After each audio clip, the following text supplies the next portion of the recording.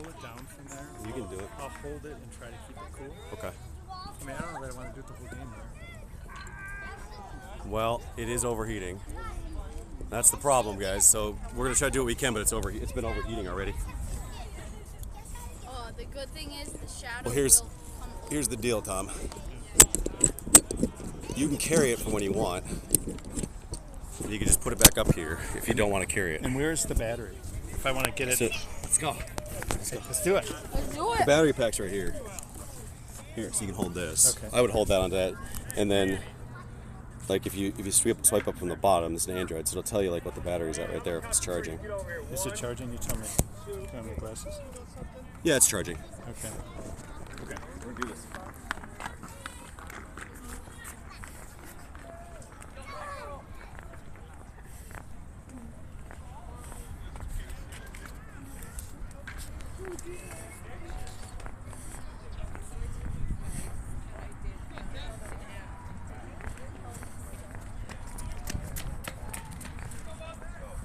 Mammoth on 3. 1, 2, 3. Mammoth! Let's go, boys! Let's go, Gaddy!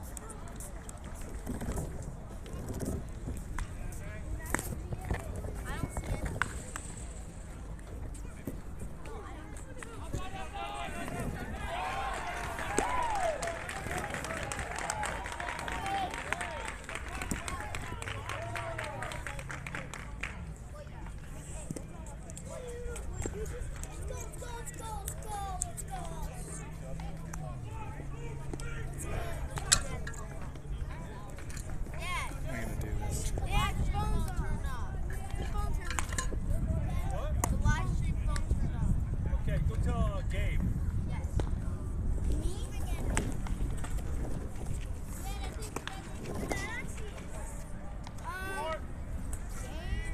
How do you know?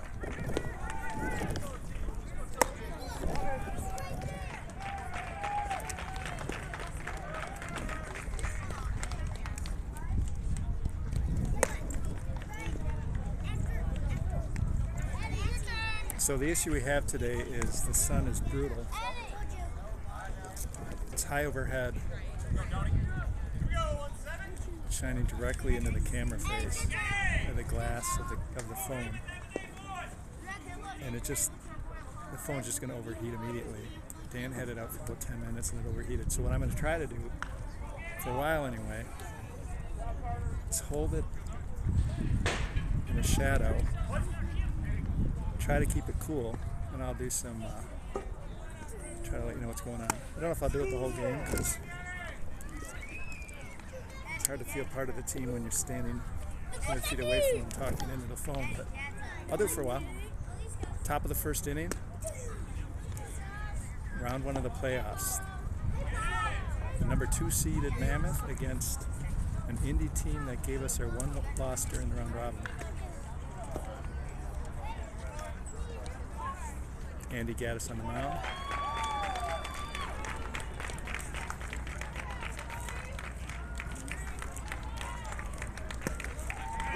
Good spot.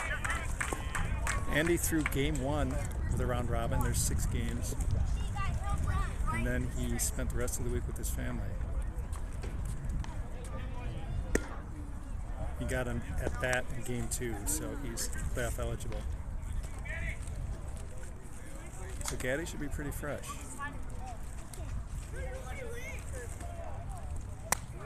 Good pitch, strikes him out. Great start. This Indy team had a game at 9 this morning.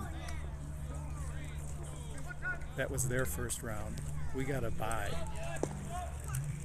So this is actually the second round of the playoffs.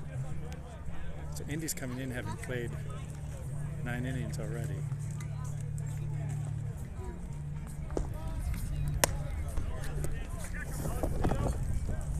Check down to first. First base umpire says no swing. So I can tell you something about these Indy hitters because I was actually standing back here. I did about half a game talking into the phone, and this was the team I happened to do. So kind of look at some of these hitters. Good hitting team. Count, I believe, is 2-0. 1 out, top of the first. No score. Base hit through the right side. Probably not an ideal view, at least not the ideal view you're accustomed to, but again, I've got to try to hold this phone in such a way that it stays out of the sun. Frankly, it's not very comfortable to hold it right now. We all have the crosses that we have to bear. Man on first, 1 out. Top of 1.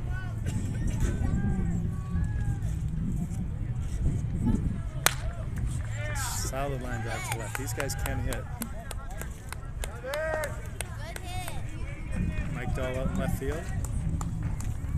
Gets it in. Mike Lippert behind home plate. Tim Mettert at third. Matt Grill at short. Jeff Kladitz at second. Emery at first. Mike left. Diamond Dan in center. And Brian Bushman, of course, in right field. Bushy's played, I think, every inning in right field this tournament.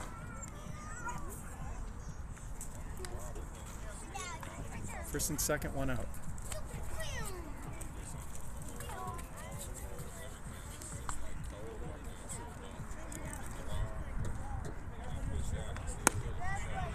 Mammoth faced this team round robin, lost 15, I think 14-9.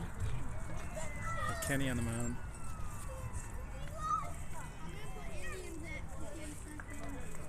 And not Kenny around. That's a good pitch. 2 strikes.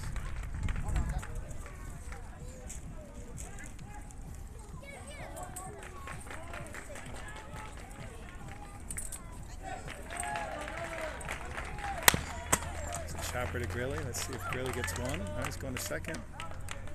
Wow, did we get him? Ooh.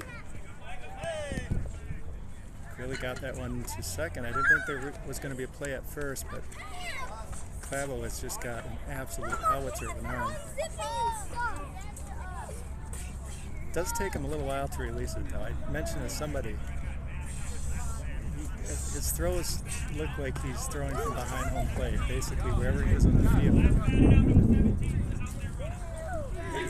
Some confusion here as to who should be running. Got a non-runner.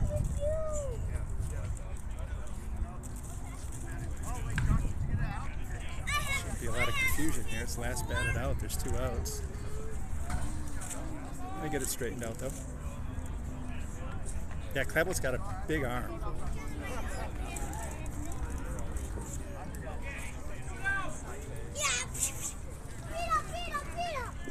A little bit longer release, though.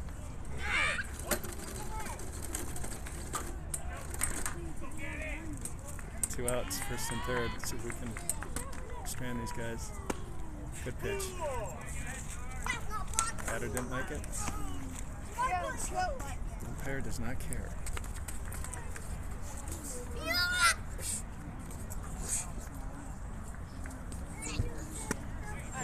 Slider.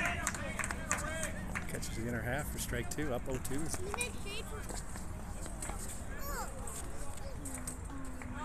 My sense is that Gaddy has something that Ken, at this point, or at least at this level, doesn't have, and that's that out pitch. He's got straight back behind me, out of play. Get a good-looking shot at a good-looking man, Mike Lippert. One of Kenny's issues against this team and against a lot of better hitting teams is he's basically a 2-pitch pitcher at this point. Fastball curve. He's got a forkball, but throws it as a changeup, and it's not an out pitch. So he's got a good curve, but batters see that. 2-strike pitch. There's a fly ball right field going to hook foul. Batters end up starting to sit on his curveball, react to the fastball. He has a problem putting hitters away. Now Gaddy's got 4 or 5 pitches to choose from. Oh, your dad likes this. See what's working for him today. Hopefully all 5. I don't know that he's got 5. I think he's got 4.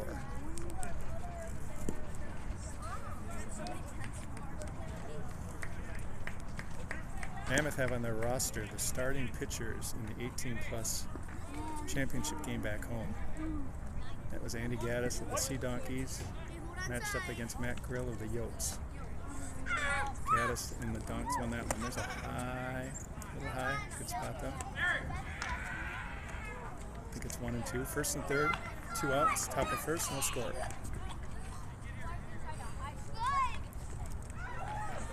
Caddy looks in for the sign. Can't pick up the signs. Not a good angle. Steps off. Puts the runner back. Got a stationary base runner at first. I'm surprised he hasn't broken. Second. Still staying. Good take by this hitter. Yeah, he couldn't get him to chase. I believe the count is now 2 and 2. Yes, 2 and 2.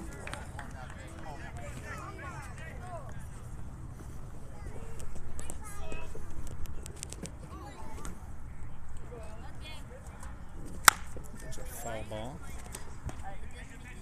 Very much a defensive swing.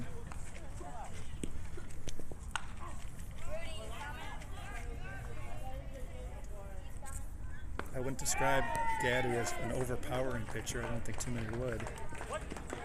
Much like Matt Grill. Gets by on excellent command and excellent mixing of his pitches. Very smart. There's a slow roller. It's going to go foul.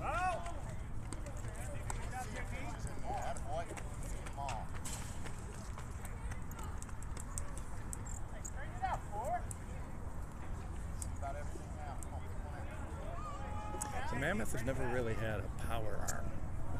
I talk about that with the guys in the house sometimes. We all talk about it. What that might look like if we had a Mike Meyer.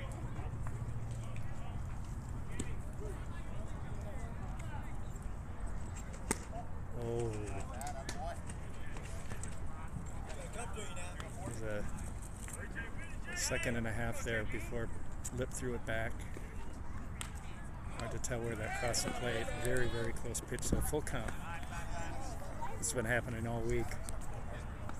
These complexes are cloverleaf complexes, so we got fields all around us. And we got balls just coming into these fields constantly.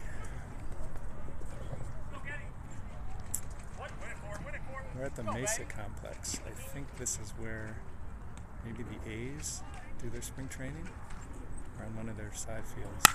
Actually, that's not right. It's a high fly to right center, pushy under it. Makes the catch. Good inning. Little traffic on the bases, but no harm done. Gaddy pounds his glove twice. Satisfied with that last out. Did a nice job on that hitter. Took him to 3-2. It didn't really have a hittable pitch or pitch you could do much with. Got him to go after a pitch on the corner, flew out to Bushy. Go to the bottom of the first.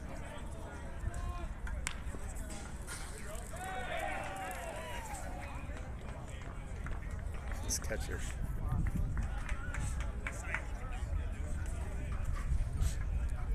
This catcher treated us to a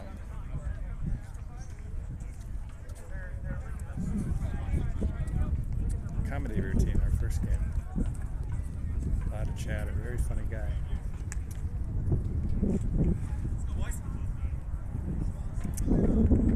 So we played this team 5th game of the round robin, and they threw an ex-pro pitcher against us, which created a lot of consternation in the dugout. Partly because nobody wanted to see an ex-pro necessarily, and then partly because some pretty explicit language in the ex-pros on this level, the net of it is they're not supposed to pitch. Now this guy got an exemption. Oops, sorry about that. This guy got an exemption from the tournament director. So if you watched, he had a good fastball. It took him maybe half the game to figure his curveball out, but once he figured his curveball out, you know, it looked like a professional curveball. It's just a very sharp break. So we managed to plate 9 runs, but I felt like once he figured that curveball out, hitters were very much on the defense. I also think had he elevated his fastball, he would have been more effective, because warm-ups, his last pitch would always be a high fastball that would just sizzle in there, and then in the game he work low in the zone, and our hitters are good enough to catch up to fastballs.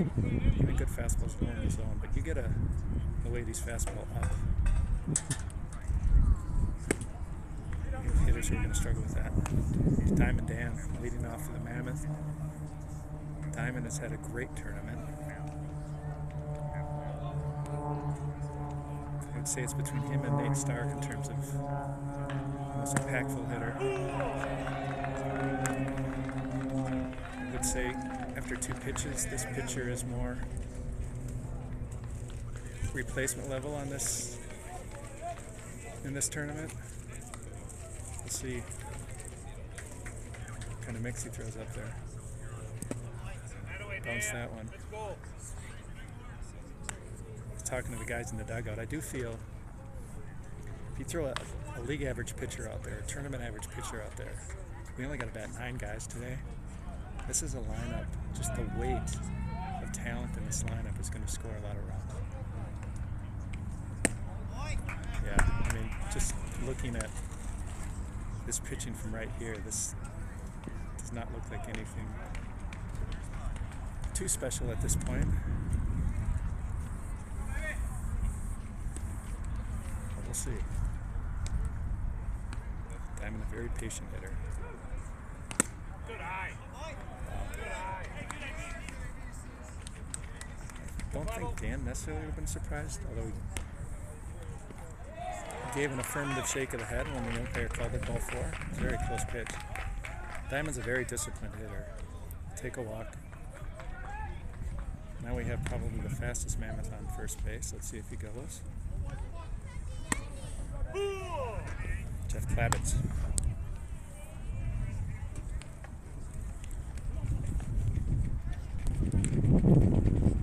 That was got an exceptionally short swing. If you can see, he holds his hands tight to his body. Not a lot of load. Time's on the run. Pitch up. Diamond in there easily. Pitcher threw that from his knees, but didn't get too much on it.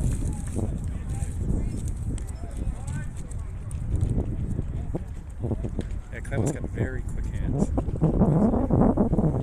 Ball gets very deep.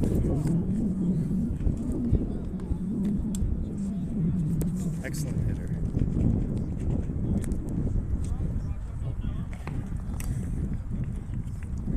He was down here last week with the 25 plus group. Emery was too. It's nice when you have some 25 plus mainstays playing at a higher level after they play at that lower level. Turns in at fly ball.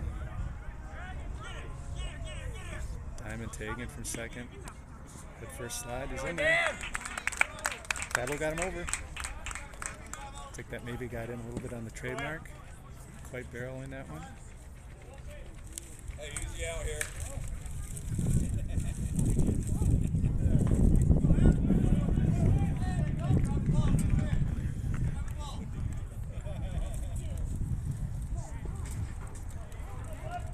Stepping to the plate, the human eclipse. More mountain than man. Emery Hull. There is a line drive to left for a base hit. Not an absolute seed. That would be a hard line drive for me. For Emery, it wasn't. But definitely a nice hit first pitch.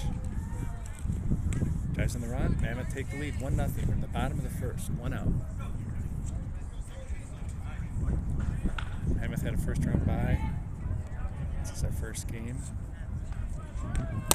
1 of 3, hopefully. If we win this one, we're playing the semis and then hopefully the finals tomorrow. Here's Nate Stark. Nate's had a great tournament. Led off his tournament with a home run. Center field. This was at a community field, not one of these minor league fields where you hit the home run. So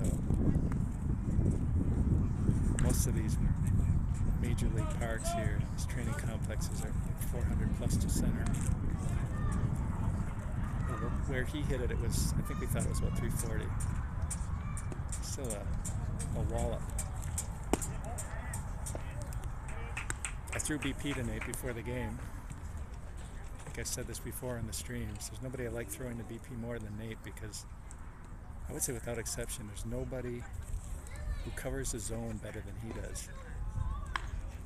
I can throw the pitch anywhere and he hits it hard. Emery hustling down to second. Ball skips away, but not far enough to advance to third. Emery on second base, 1 out. Out there for Nate. When you throw BP, you learn that there's certain guys who can hit the ball in certain places. You know, most guys can hit it everywhere, but there's guys who need it to be in a certain spot to really turn on it. Nate's not one of those guys. Nate hits it everywhere.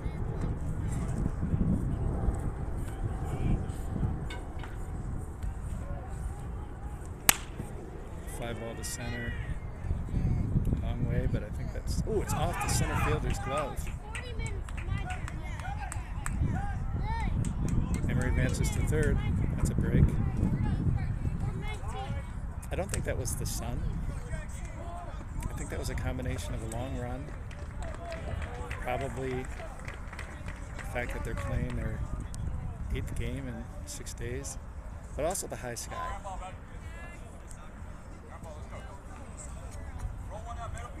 If you've never played under a high sky, it's more than just a baseball cliche. It actually makes it difficult. There's a ringing line drive to center field. That's going to knock in Emery. This is what I was talking about with this kind of pitching. It doesn't really appear to be much more than just fastballs. He's going to have to get by spotting it because these guys are such good hitters. They're going to hit that stuff. And unless we hit it right at fielders, they're going to have to. They're going to have to get fortunate if the ball's in play. And then when they do get a fly ball like they got to center field, they got to catch those. 2-0. 1 out, bottom of the first. To Metter.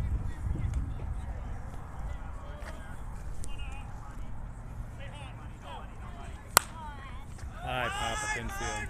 Third base calling. Infield fly called, makes the catch, 2 outs.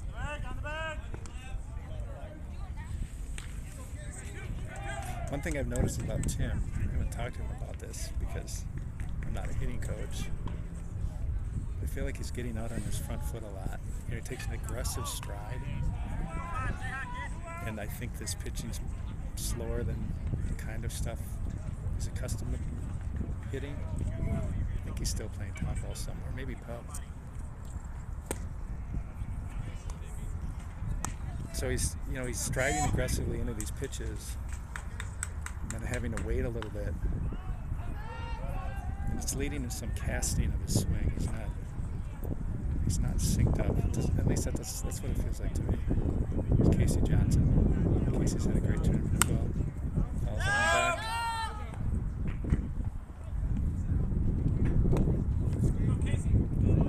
But Metter gives me a lot of confidence when he's up there. I mean, I really feel when he gets up there that he's going to hit it.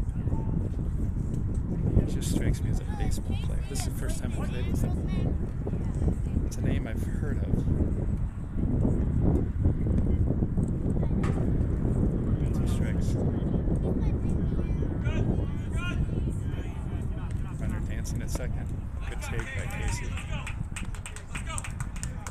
Grimace from the pitcher. I think he would have appreciated an offering from Casey there, but Casey kept his hands in his pockets.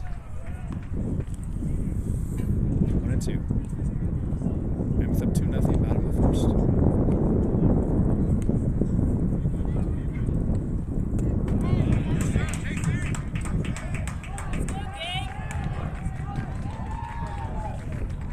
The other challenge for this Indy team is the size of their roster. They have 3 guys on their bench, which means today, and this was the case when we played them in the round robin, they've got a 12-man roster. Another good team. This guy just doesn't have anything where you have to be anxious up there. You know, you don't have to be loading early, you don't have to be starting your swing early. You can let the pitch travel and trust your hands. And that's what Casey's doing here. Ground ball, foul.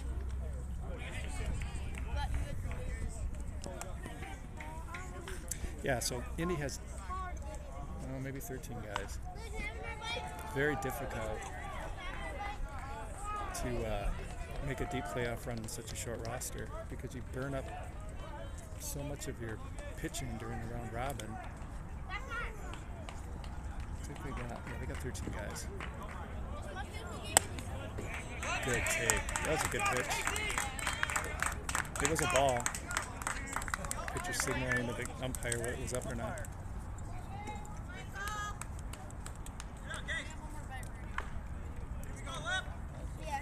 It's a good pitch by the pitcher. Worked him away, and then he came in hard for him, up and in. Casey was able to let that one slide under his hands for ball 4. Bases loaded, Mike Lippert. It's not a pencil he's swinging, it's a bully bat. Pitch down and away. Good swing, strike 1.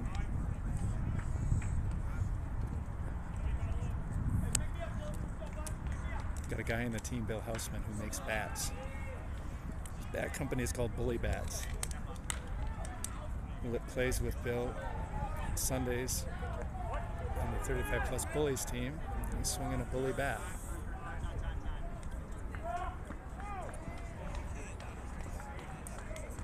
Mammoth batting 9.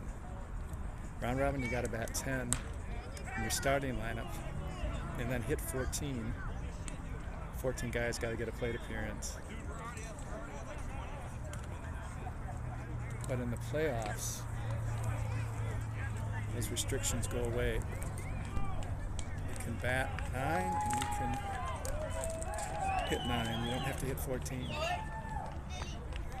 So I wouldn't anticipate guys like me, Mark Hoyland, Bushman, I wouldn't anticipate us getting up there today unless we open up such a lead that there's a line drive to center field. That's going to score 2.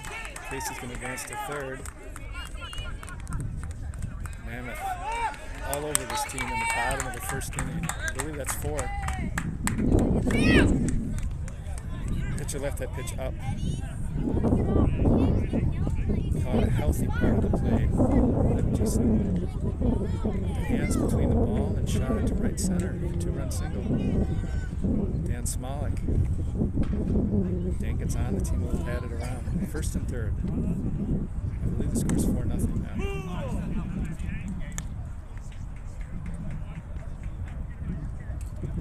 It's a crazy good lineup when you have Dan Smolik batting 9th. So Dan can get into one here. It's the chopper. Second baseman dives, goes to first. Head first slide by Dan. That must have been 2 outs, so that's 3.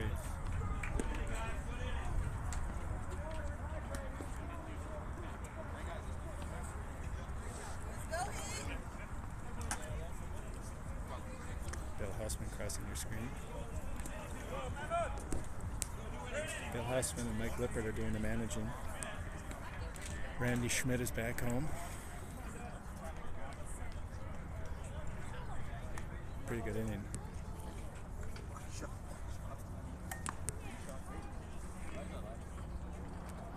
if I'm this other team and I find out that I have to play the Mammoth in round 2,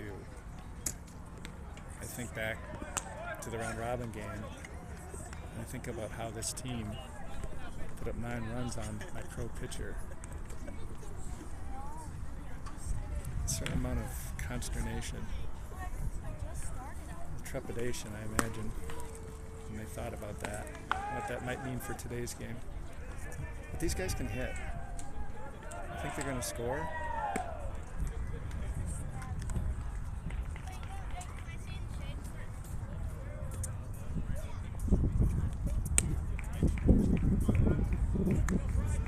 Camera's doing okay.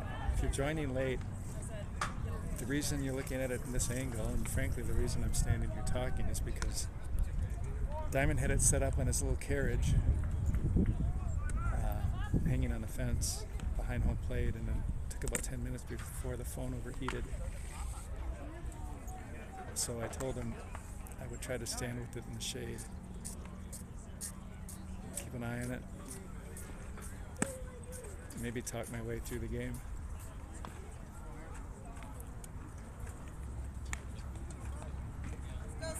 The disclaimer I always give, or I would always used to give when I used to do this quite often in years past. I would tell people, if you don't like the voice, and I don't blame you if you don't like the voice, and if you don't like the commentary, and I don't blame you if you don't like the commentary, just mute it. You won't get the sound of the game, but you'll still have the picture. This is the guy who hit the home run, right, Kenny? Yeah. This guy hit a home run off of Kenny. Big athletic guy. Should be circling about that. I think Emery's was better that game. No, Emery hit one too. They were both good hits though. Indy's doing a good job with that outside corner. That first one. Caddy? Yeah. Yeah, I agree with you. Like the last batter, I think it went to 3-2. And I don't think that guy saw a pitch that he could really do much with. And then he ended up chasing. But that's what Gaddy does, right? He just works the spots, works the corners. He has this quiet confidence about him. It's a soft liner, Grilly, short hop, throw. Piece of cake for Matt Grill at short. That's one out. It's a good play, but he just makes it look so easy. That's coming off throwing 4 innings yesterday. The grill and his arm still holds up pretty well there. Yeah, you know, it's amazing. There's never any degradation after he pitches when he takes the field offensively.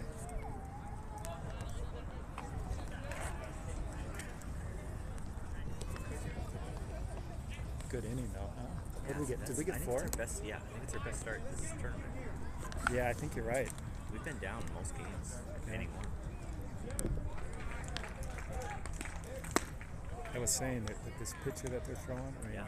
it's just fastball. And It was hard to tell from the dugout. We couldn't tell if he was throwing that changeup outside, if he had a slider, or what that was. I But don't- he was going to the outside corner. Yeah. Like at a little movement. Catcher kept seeing that glove. We kept seeing that glove fade to the outside, so we couldn't quite tell what was going on. I mean, I didn't see a lot of move on it, and I think his fastball isn't good, that great. So these hitters can just kind of let the ball travel. And It could have just been a pitch that kept taking the catcher out that just Yeah, didn't he do was- anything. It's he just was thrown across definitely- his body or something. definitely working the outside. It's hard to tell from this angle too exactly what those pitches are doing. It's a lunging 9 drive. It's gonna drop for a hit. The feet are on fire. This is incredible. That last guy was the only guy I didn't think I could get out the other day. Yeah, He got me once, but he's the only guy I felt pretty confident I could get out. I think he's a switch hitter too. These guys are good hitters.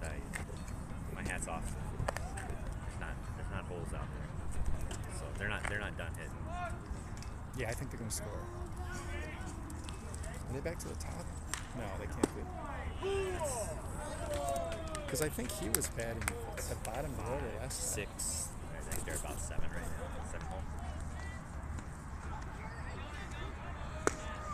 Swing this. He's got some movement going right now. Andy's looking. Gaddis is looking really good. Do you know what he throws? I mean, I know he Well, has he's multiple pitches. Yeah, he's got an array of them. I think he was working a little bit this summer, narrowing that down and just concentrating on 3 or 4. Yeah. At least talking to Lippert, that was some of the discussion they were having. And she said, Yeah, he's got a lot. Man on first. Is there an out? Did we get an out? Yeah. Yeah, good. there was. Run out, top of second, and we're up 4-0. 4-0. There's also some discussion in the dugout. Gaddy left that one up. Bushy cuts it off near the corner. It's a double. Second and third.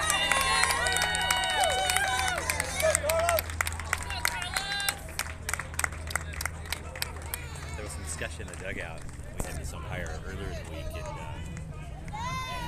can tell playoff time now. He's closed that zone up. It's a little more tight of a zone than pool play, which we appreciate, I think. At least the hitters do. Who pitched it? I think it was game 2. Game 2. That was the Monarchs. Yeah. 45. Yeah, that was the Monarchs. Usually get these tight zones down here, but they were fairly loose. They were hard to figure out a little bit this year. Pitch off the plate.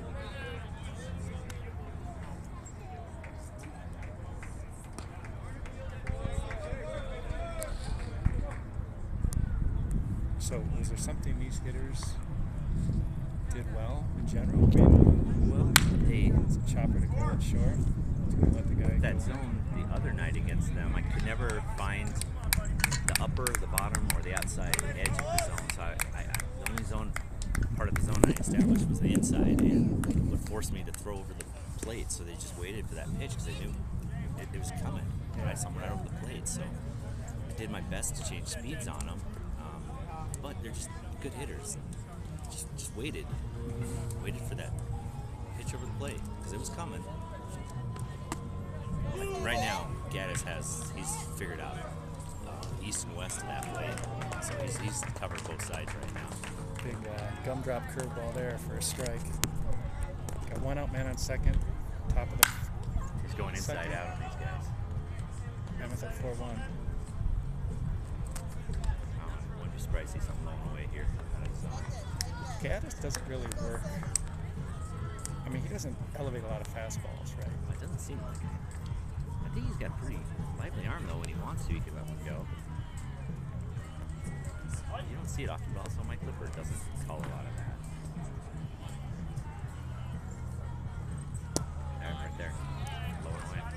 Do you feel like Lippert, in terms of the kind of game he calls, does he prefer? Like he calls a lot of curves, right? Well, especially for me, he does like playing that off-speed stuff. My fastball's not A+, it's not B+, it's probably closer to a D+, and he knows that, and maybe even a D-. And But does he try? Given the stuff that you have, does he try to set up your curveball by He does. calling fastballs in? but maybe? very rarely, it's it'll be a fastball, and maybe we need a strike, or I just not locate that curveball. We just get that arm loose and come with a fastball. Because I've played with you enough. I mean, we've played together for decades to know that you do pitch inside more than a lot of pitchers I play with. Yeah, So I have to. yeah. So if he's not calling an inside pitch, Yeah, I got to adjust. It's not my game. in hitters, they can start hanging over the plate, Yeah, trying to hit that curveball that's going to drop over the plate. that was a good strikeout. That was a big strikeout. Go to the bottom of the second. More cheers for a foul ball than from another field than anyone out We here. had a ball come in from the other field, and Diamond Dan, of course, made a play on it. Then he did a little hot dogging. He Again, probably would have dove for that had he needed yeah. to. Again, of course. This is the guy's perspective you need. Here comes Casey Johnson.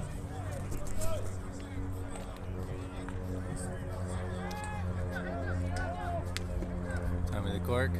Is cork on? All right. Hey, Clark. I can't. Don't have my readers on, so I can't read anything. Right now it's 4-1 going into the bottom of 2. Leo, if you're watching, hey buddy. So Casey, I'm trying to remember what you did. What did you do? I walked. You walked, yeah. A couple of good cuts. It does not appear to me that this pitcher's got much. He's got a curveball. It's got a tight Does spin. it? Yeah. Okay. And he was going to it quite a bit. My sense was that his fastball wasn't so aggressive that you guys had to kind of. You didn't have to be anxious up there. Like all you guys were just letting that pitch go deep and taking close pitches. This is gonna hit us. Yeah, I didn't see a fastball. I can't come across the plate for a strike.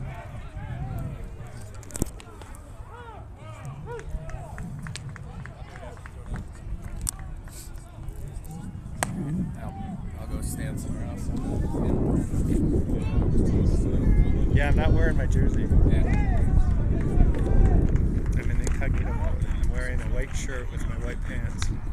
I like to call it my painter outfit. Actually, I don't like to call it my painter outfit. But Nate and Casey sure do like to call it my painter outfit. Sometimes I call it my sanatorium outfit. Because it's white pants with a white shirt. I look like an attendant. Of course, if I'm a sanatorium attendant, then I suppose our house is a sanatorium, which would make both Casey and Nate mental patients. I mean, all that checks out, really. Diamond Dan led off the first, leading off the second. Mammoth up 4-1.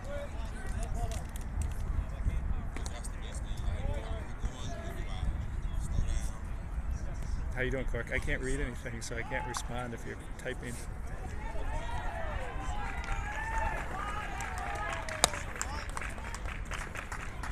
We had a conversation in the hot tub the other night about what kind of tournament you would have down here.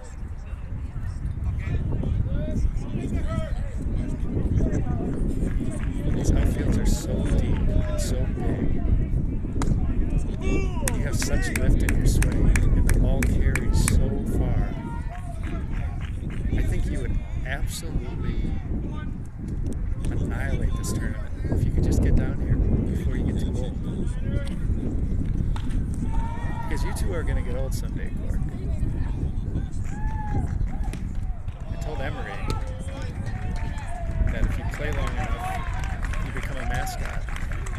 I said, that's even going to happen to you, Emery. It may not happen, Emery, though. Like, Emery may never just be a token jersey on any lineup he's ever in, and you may not be either, Clark. Guys like me certainly become that. Diamond Dan showing that Dankus has a patience, that eagle eye. He has elfin eyes. It's like Legolas. He's also like Kerry Strug. Hopefully we can bring out the Kerry Strug comparison at some point. We gotta wait for it though. Jeff Klavitz. I wouldn't compare him to Kerry Strug. Klavitz got a mustache and glasses that suggest California Highway Patrolman. I don't know if you're familiar with the old 70s TV show Chips, but I could see Clavo in one of those silver ball helmets that they used to wear. It's a good cut from Clavo. You know, the mirrored sunglasses, riding alongside Eric Estrada. Clavo seems like a great guy. I don't know him that well, but definitely been a good addition. Can play everywhere. I love his swing. When I was younger, I'm just going to get thrown out of second base.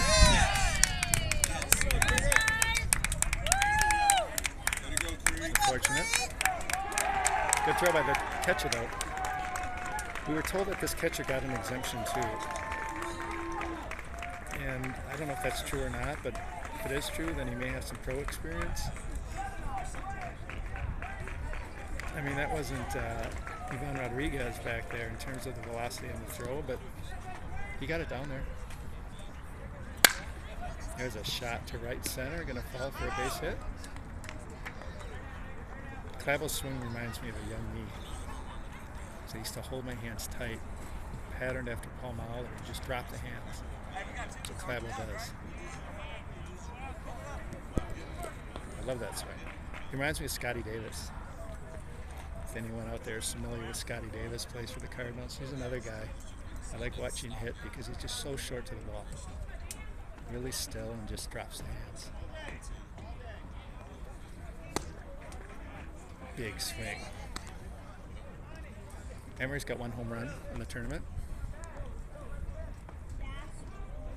Happened against these guys, so get it off that pro pitcher.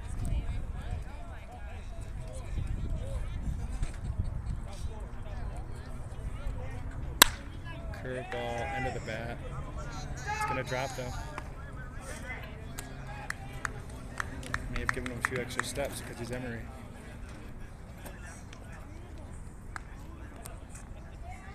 First and second, one out. Nate Stark. He was once compared to a small town sheriff. He's actually been compared to a small town sheriff many times. It was always the same guy doing the comparison. I'm that guy. Nice line drive to center. That's going to drop. Oh my goodness. Wish he got a kick out of that. So that center fielder was having a heck of a time out there. Broke in on that ball. Looked like he was about ready to maybe make a dive, and then he pulled up. Ball landed maybe 5 feet in front of him. Shot off to his right and just got a glove on it. That gets by him. Nate's speed. That ball's drilled to the fence, and Nate has at least a single with his speed. Yeah. As a center fielder, what's going on out there? Like Well, the sun's on his eyes. Yeah, I think on that play in particular, it's a line drive right at him, and then just hard to judge. I think the high sky, like the one that he, yeah. Well, I think he was gathering himself to make a dive, and then he realized he's got to pull up, and then it hit the ground, and he was kind of in a half crouch. I think the one that he dropped was, I think he lost it. Didn't lose it, but I think it was the sky that affected him. Oh boy. Pitching change. Did this guy pitch against us? He did not. They only threw the one guy against us. Very much a short arm. It's a fastball. Here's a curveball. Nice little curve. Yeah.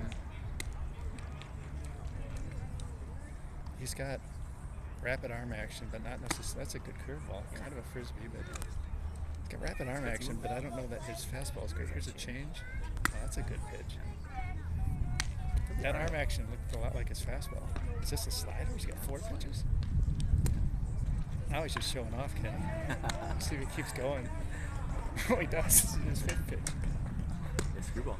I mean, come Went on. inside. Screwball. What do we do now? What? I mean, he's going to have to start making up motions with his glove. He's covered every direction he can go. All right, now we're back to the fastball. That's a 5 pitches if we count it right. He was right around the zone in all of them. Yeah. But I'm going to guess that fastball curveball is probably his go-to. He throws the most. So what do we have, one this inning? No, none this inning. Got the bases juice, though. Too bad Diamond got tossed out, huh? Yeah, that's a great throw. Yeah. We think that this guy may had an exemption. That's what people were saying. Yeah. I thought somebody looked him up, and I thought they saw his little rookie stuff, too, as a catcher. You know, it's a good throw. I didn't think it was high. It was a strong throw. Was it? I mean, Yeah, it was a very strong throw. So it had a lot of pace on it. It did. All right. Yeah. I mean, he's a big boy. It looks like he should be able to throw Yeah, that. he's a big body catcher. It looks like tomorrow hurts for him. Yeah. Yeah, he's probably caught 9 already, right? Right. Nate Jackson, bases loaded, 1 out. It's got some decent pace on it. Who's coming in? I don't know if he said that's patrol yet. I don't think he got a bullpen session. He just came in. Nate's another extremely patient hitter. Guys, staying on line. Staying on line, I'm trying to keep it in a shadow. Hey, good swing, Jax. May come back. Somehow this is still on. I think it's the surface area of this black. It is. Yeah. It's But I'm trying to shield it you're with doing my a great hat. Yeah, it's working. appreciate it. I appreciate your patience, Dan. At the plate, 2 walks. I mean, when have I not been like that? I think I'm the all-time walk leader by like 200 or something. It's one of your superlatives. Your patience. One of many. One of Thank many. you. Thank you. They're Mustache. Not, yeah. I mean, some of the superlatives are worse than others. Yes, Yeah. that's true. That's a positive superlative. I would Many use with you. strengths, many weaknesses. Yes. Good take. Good eye, 3-0. Jax. Good Two get more. back pitches. I know, but he's a good ball player. I don't know, he's a good pitcher. He picked so many against us last week. Or last, Yeah, he did. he picked like 3 or 4. And he was just so good. He's a nice guy too. Tag! He doesn't see it. Go. Right fielder doesn't see it. Hits his glove, falls to the ground. Did it really? Yeah. He didn't see it. It's not that nasty out Think there. about him in the chest. Keep pushing these guys. I mean, mistakes. They make mistakes. We don't make mistakes. That's how you win championships. Little things right. There's a high pop fly to right field, and the right fielder. I don't think you can see him. I couldn't because of the catcher and the umpire. Right fielder was throwing his hands up, I think this supplicating. plastic gives a little bit of a glare out there too. I don't know if that's messing with them. They're not seeing it off the bat. Yeah, there could be a glare. You know, I'm glad we got out there. I mean, it's not. It's not a chain link fence. It's a cloth fence, so Yeah. you're not going to get glare off this. But I don't doubt it's ours. They're having trouble though. 10-minute ground ball. It's going to be 2. Got one though, right? He is a good fielder. Is he the shortstop? He did for short this game. They might have switched it up a couple times, but yeah, he made some plays. Dan needed to. Try to center this.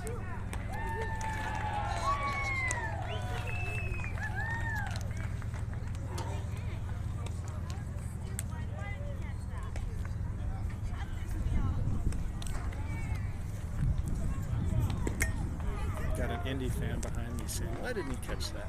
That pisses me off."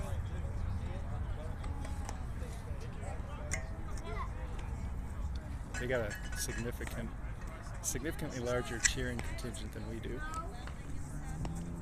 See Mike Dahl's parents back there. Ken's wife, Karen, and then Bushy's lady friend. And this is Bushy's wife. I don't really know. Bushy's married. See Dan coming back. Let's get a shot of this.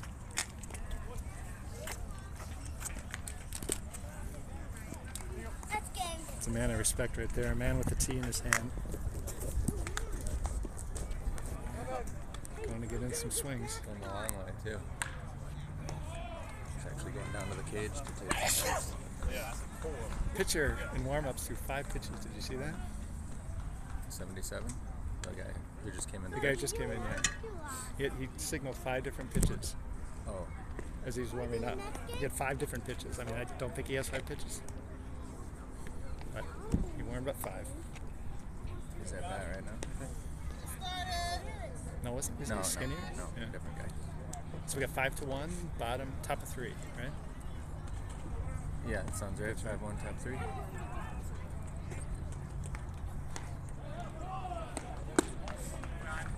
Comments do I have?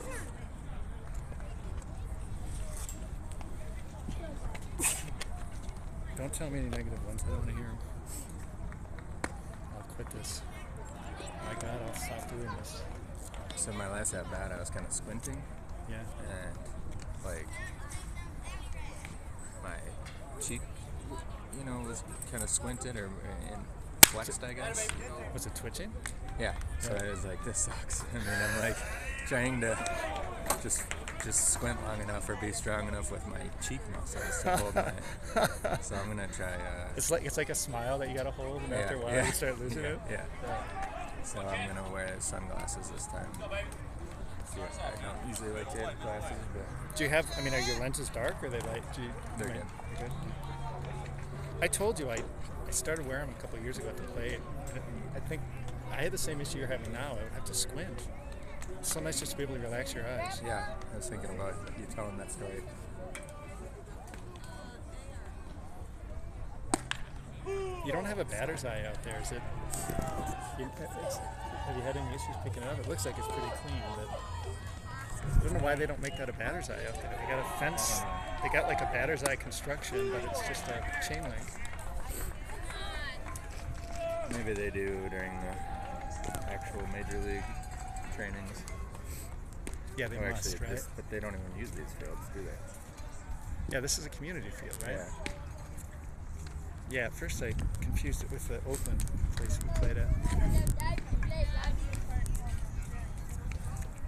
Pitch.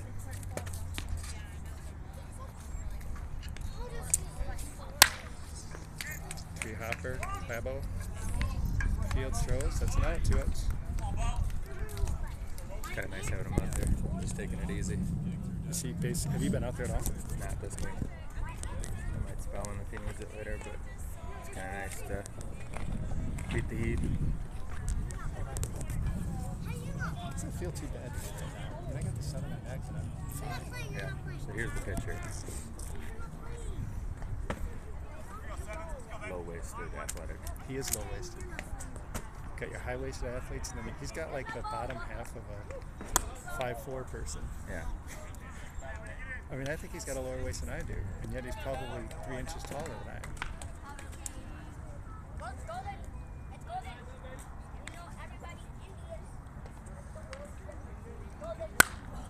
I mean, the high socks.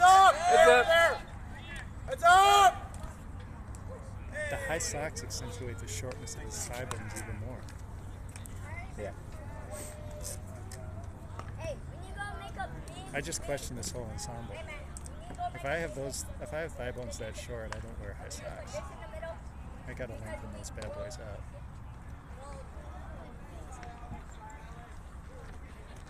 Big slow curveball.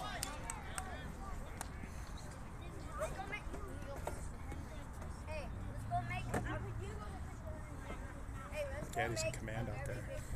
Yeah, he's looking good. Spent the week traveling through the state of Backhand, pick, throw, scoop. Oh! Emery tried to scoop that. Had it in his glove and popped out. Good play by Stark Macro. made a nice pick earlier. Yeah, he did. Uncharacteristic of Grill to put 2 into the turf, but He really got rid of that quick, right? He just gathered them through. Do we have any idea what's going on behind us with the... it's the Grays, so they're probably winning. Got the Grays playing behind us, the other top seed.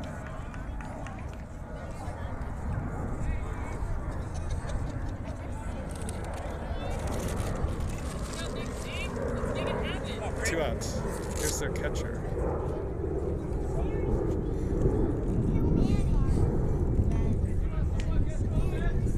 Jovial. Have you had a chance to tell the stream about your hit yesterday?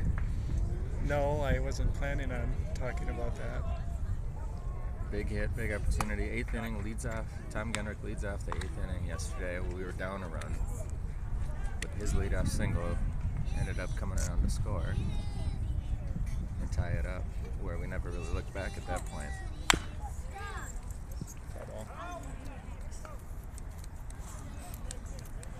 Yeah, you know, when you're the 17th man on a 16-man roster, you don't get a lot of opportunities. So, yeah, it's nice when you get one, and actually, you're in a situation that matters, and you do something. That felt pretty good. Put your fingerprints on the. You just feel like you're part of the team. I feel like now I can wear this jersey and did something that matters. Better. If we don't win that game yesterday, we don't. Side of the head. Did it really? Yeah. It bounced and kind of barely hit him, and he's putting on a big hubbub about it. Try getting hit in the face with a pitch and then get back to me. Yeah. You know? So we think this guy might have been an ex-pro. Let's see what his swing looks like. the take. catcher. Yeah.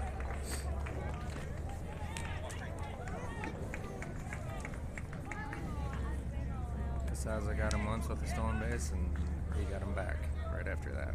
Next time through the order. Kenny said it was a really good throw. Yeah. Was it really fast, really quick? Well, he throws from his knees. Yeah, yeah. I saw one throw earlier that wasn't that impressive, even though it was from his knees. I mean, if he played catcher as a pro, then I'm sure it's better than what we're used to seeing back there. High elbow. So if he points the knob back at the catcher. Yep.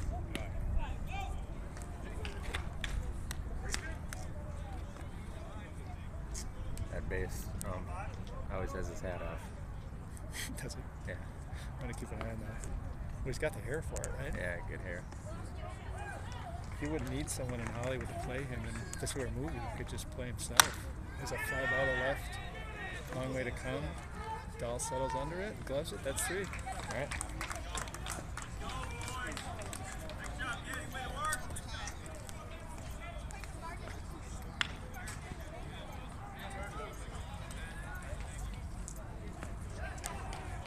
Sometimes I wonder if these umpires sometimes roll their eyes. Like if they do, let's say they do minor league games, and then they see us out here.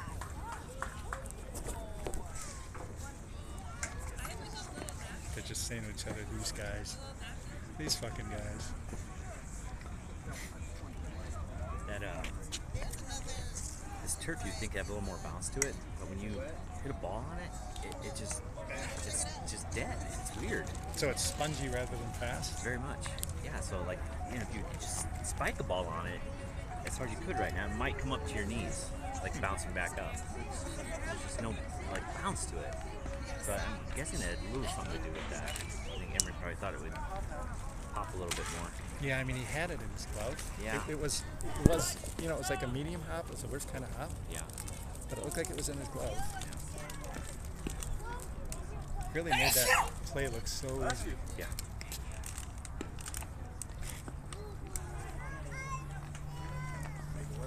It's Bill Hussman. It's going to come over.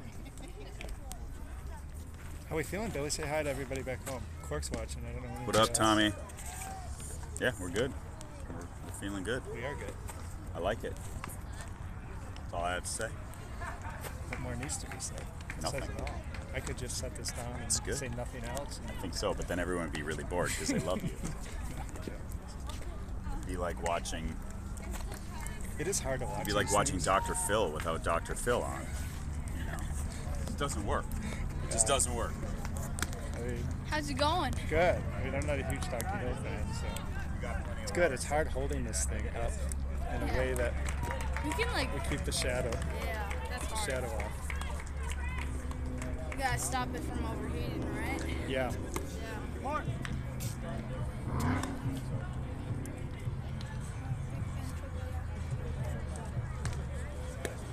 How's the stream doing? I think it's doing okay. I can't read it. Oh, that sucks. That's okay. I could probably read it for you.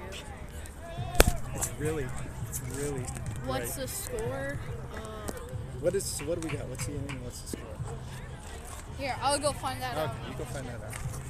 I think it's bottom of 3. 5-1. That's the score.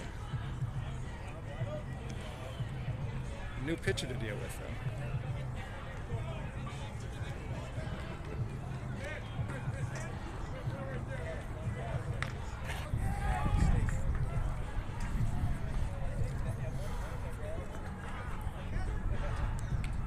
Casey Johnson.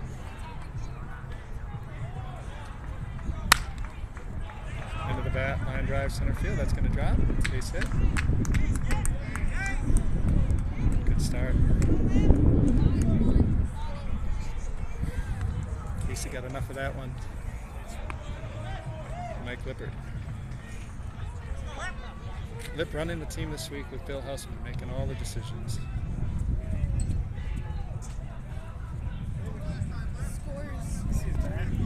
Scores 5-1 in the bottom of the 3rd inning. Thanks, Tommy. 5-1, bottom of 3. That was Tommy Lippert. This is his dad. Bobbles that play, has to go to first base. Casey's able to advance to second. Man on second, 1 out. Top of the third, 5-1. Try to say the score a little more often. And again, if you're just joining, this phone may go down at some point because it's like the surface of Venus out here right now in terms of the heat. So Venus is hot, right, Corey? There's a greenhouse effect. Maybe I should say the bright side of Mercury. So if this camera goes down, we'll try to cool it down and get the stream back up. So if it goes down, don't despair. Dan Smolik, Mammoth 9-hitter. Diamond on deck. 1 out, man on second. Good fastball.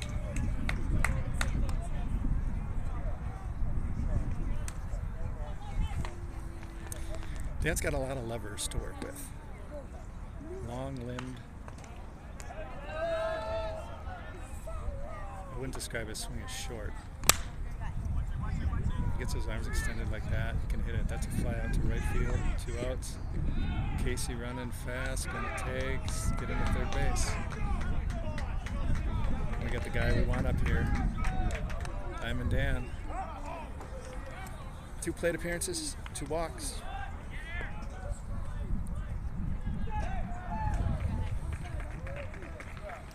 Diamond slid earlier this tournament and tore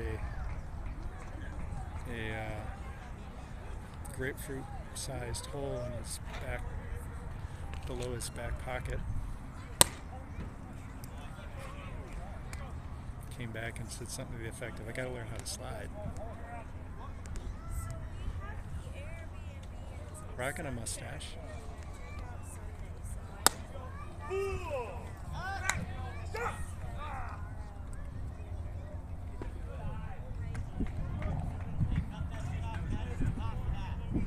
Down to Arizona, and I leave Arizona thinking mustaches are becoming a thing, and then I don't see another mustache until I come back to Arizona. We got back-to-back mustaches here. We got a mustache on deck.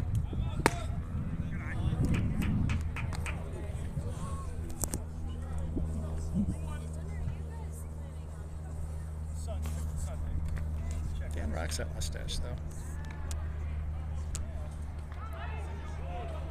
See if we can get this guy in.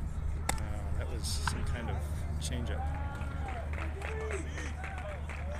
He's got a unusual delivery, I would describe it as. I guess kind of short arms it. Sometimes those can get in on you fast.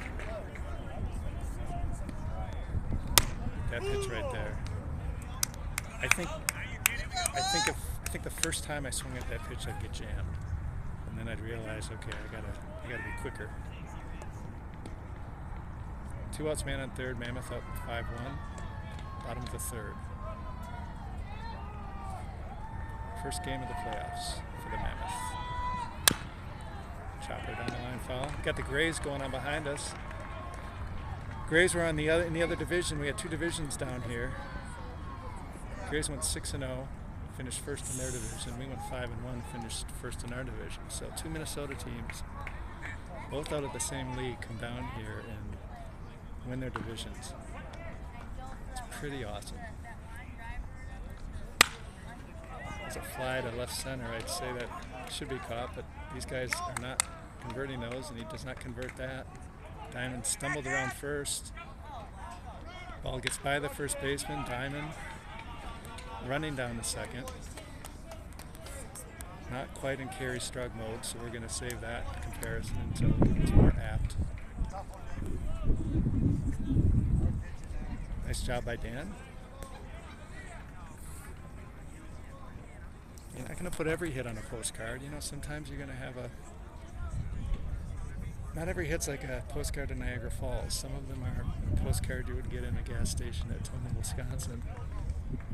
Maybe of a water tower. That was one of those postcards. But it did the job. There's Jeff Klavitz. Hands low, tight. Low, tight, and loose.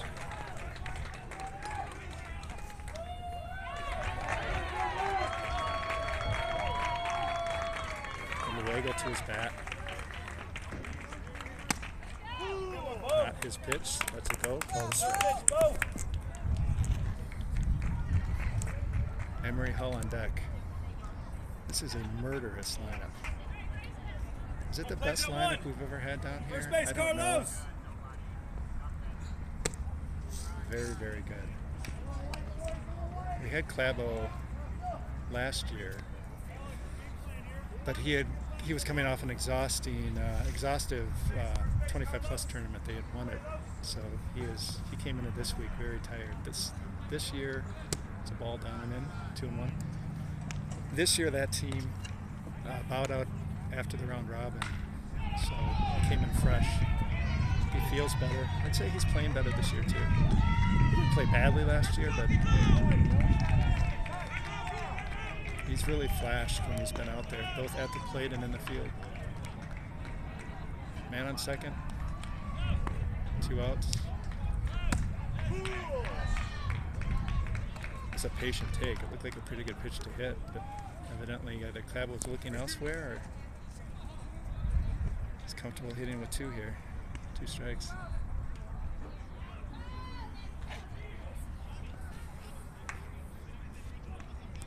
I think actually I know what happened, but I'm not going to say it because it's a trade secret. Clabo knew it too. Curveball that caught the outer half, top half. Clabo just turned away and walked back towards the dugout. Sometimes you got to tip your cap, right?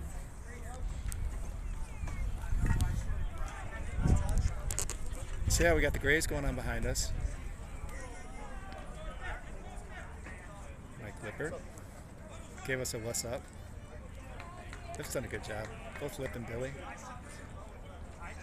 These are not easy teams to manage. Kenny and I used to manage the team that kind of seeded this team, the precursor, the Minnesota Lumberjacks. We came down here for maybe 6-7 years. Kenny and I ran that. Very difficult.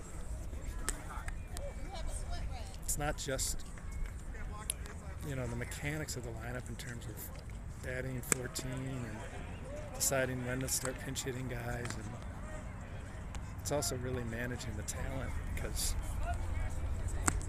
unless you're a mascot, you don't come down here, you don't get asked to play on one of these teams unless you're a really good player. Of course, there's only 9 spots in the lineup,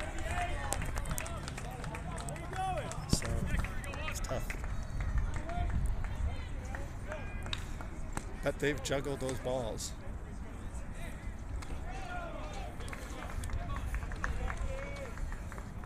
Mammoth up, I think it's 5-1, maybe 6. One of these years, although this may be the last year I ever come down here, who knows, I'm going to score these things if I'm doing this, or when I'm doing this. I really have a hard time keeping track of what's going on. And really, it's my only job. Like, I have one job. It's really to tell you innings, outs, and score. And if I had to make a list of things I can't keep track of when I'm back here, if that's a 10-item list, those 3 are in probably the top 4 or 5. Not good, Bob. Oh, this is the ex-pro. This is the guy who had minor league pitching experience, who came in through a game against us and beat us 15-9. I recognize the flow. And there goes the bat.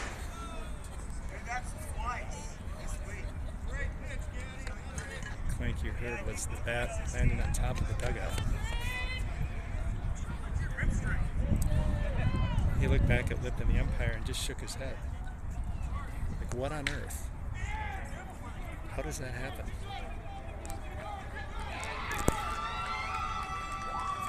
I suggest it has something to do with your grip strength, I found. You hold the bat a little bit tighter. You want to keep a loose grip though. I mean, you see that in the major leagues too. Tim Medet at third takes a nice short hop. Throws it over to Nate Stark at first for the out. That's an out. That's one out.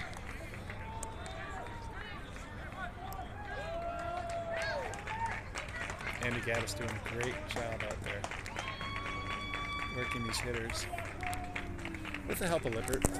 You know, Lippert, I'm trying to think if Lippert caught these guys the first game. Like all good catchers, Lippert's very cerebral back there. Thinks his way through these at-bats. I think the Grays have a really cerebral catcher too in Matt Carter. He always impresses me. I think it's 8-2 Grays Oh, is it? over there. Oh, it's 8-2 Grays? Yeah. Okay. That's surprising.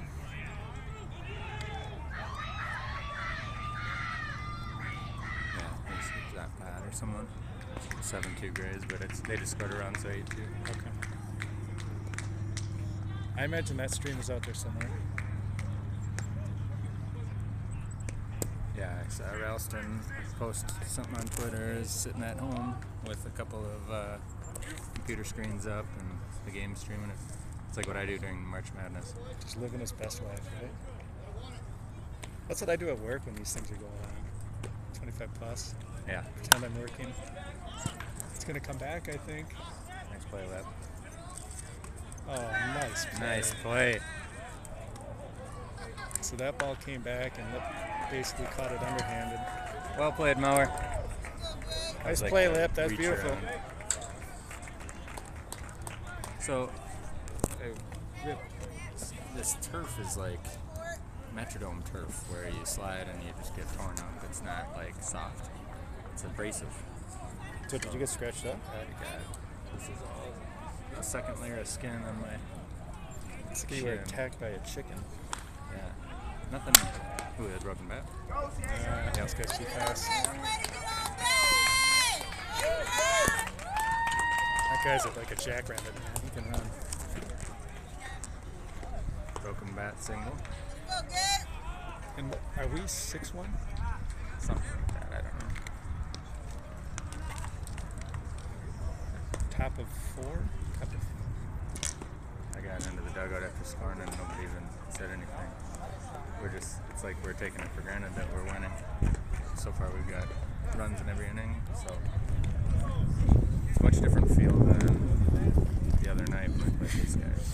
Yeah.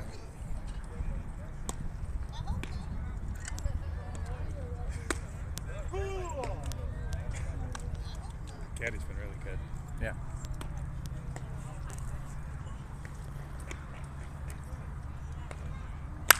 Ooh, that was like a tumbler. All right, There it is. moving on in.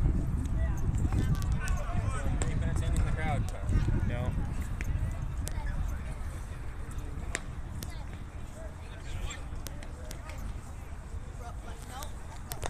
We'll finish this game out, then we'll see.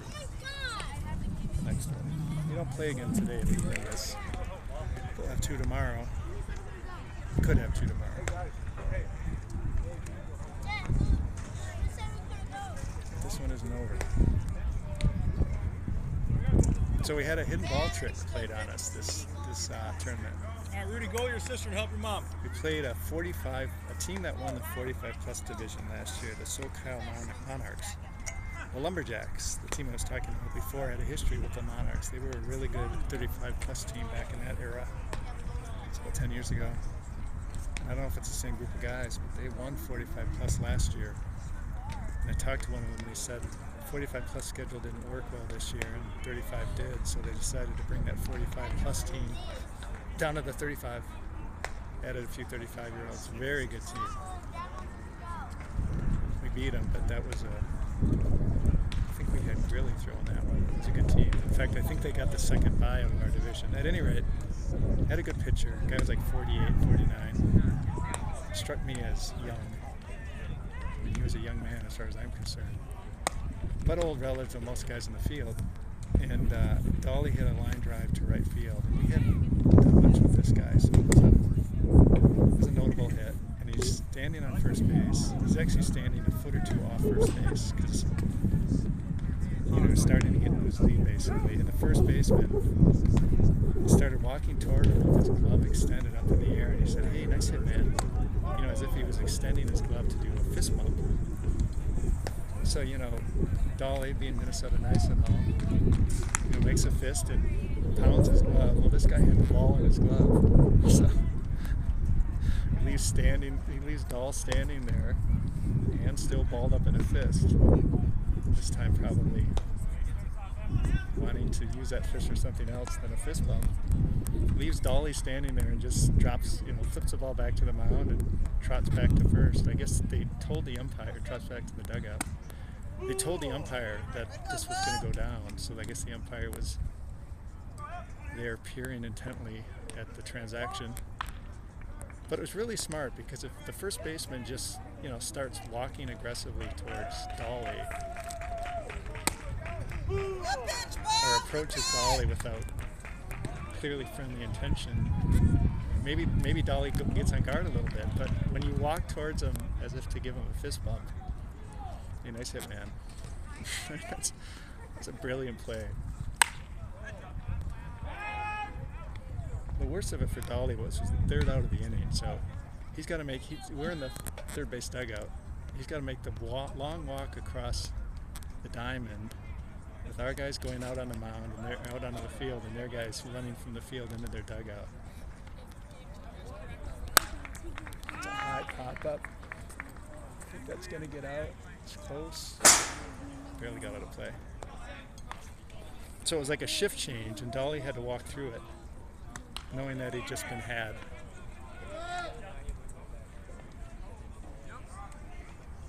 I can't think of too many times I've seen that hidden ball trick even tried, much less executed. These guys are crafty vets. See if anybody can get into one here. Pitch.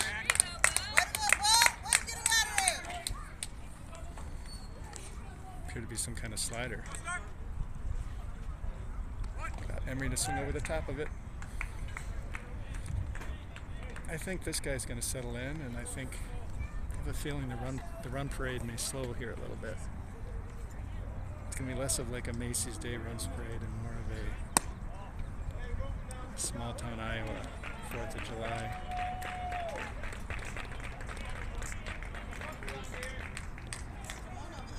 But we'll see if Nate can get it started. Pitch off the plate inside.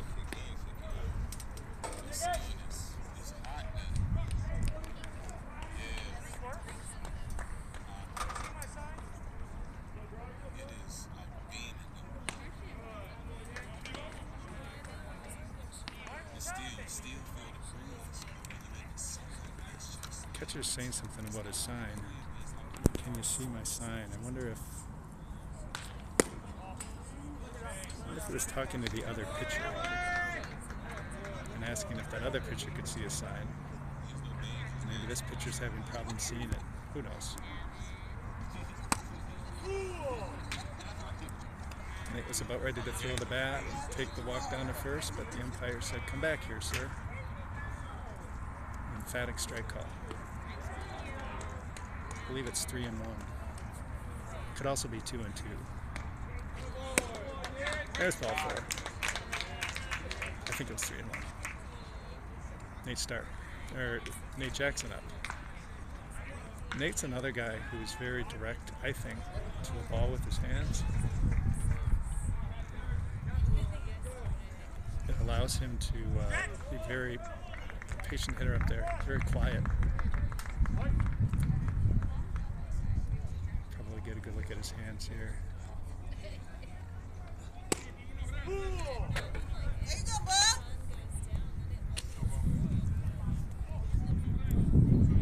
A lot of energy in their dugout. I mean, not that much in ours. You heard what Casey was saying. It's hot, man. He didn't go. No, it's a good call. He didn't go. It's 1-1.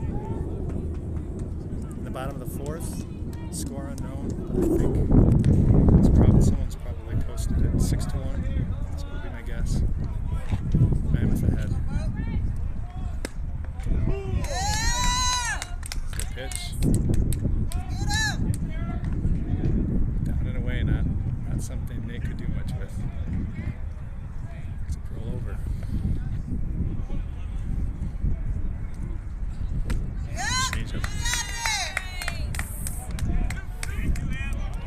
noticed in the warm-up that arm motion is very similar to his fastball, so I can see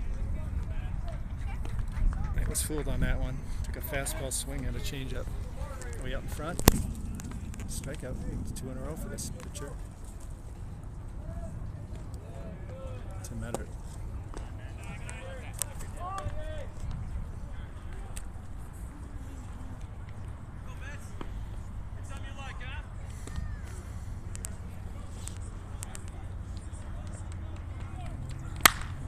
Ooh, that's way up. It's gonna burn it. Oh, he caught it. It's a home run back home. That was a high fly ball. Left field. Left fielder looked like a drunken sailor out there. Turned around, staggered, threw his glove up, made the catch. That's a nice catch. Saved him a run. Mets really got that one. You probably heard it. Like I said, I think that's probably a home run back home. But the outfields out here are galactic sized. That got swallowed up. I gotta get some water.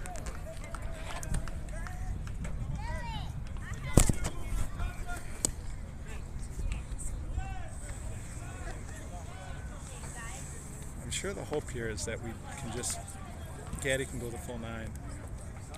Quite sure that Andy Gaddis is not somebody who is all that comfortable coming back the next day and pitching. Pretty sure this is his tournament right here, so I imagine. Jackson and Emery came back saying that changeup was really good. Yeah, I definitely saw it with, I said on the stream, you know, in the warm-ups I noticed that release looks exactly like his fastball. Really disguises it well. So Emery struck out on the changeup too? Yeah. I thought it might have been a slider. I saw it with Nate. Emery was down and away. That it was, yeah, okay. At least it's what he thought it was. No, he would know better than I would. I can't see the break from here. You know, I can just kind of see where those balls end up. That was the first one Emery had seen. Go, Carlos. Come on, I was surprised to go with it. Don't give in to this. Come on. Do you know what inning and what score? This is top 5. 5-1 or 6-1? 6-1. 6-1. Top 5, 6-1. Mammoth up. Apparently the Grays are up like 7-2 over there. I just heard 11-2. 11-2. Actually.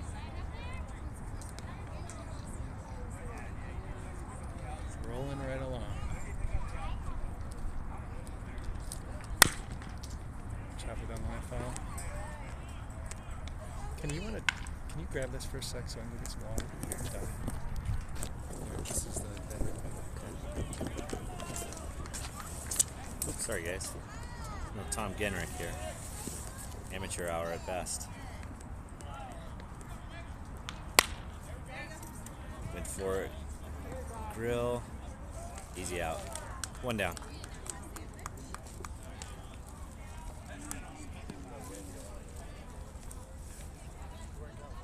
Gaddis keeping that ball down in the zone, especially low and away. Guys are chasing it, just kind of rolling over on it. Easy outs to Grill.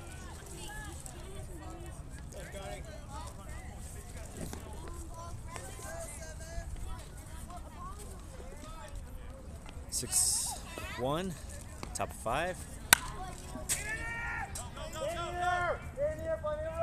Stark's got a beat on her, and there he gets it. 2 down. That's a high foul ball. Just off the line. Nate Stark went quite a ways back for that one, but got her.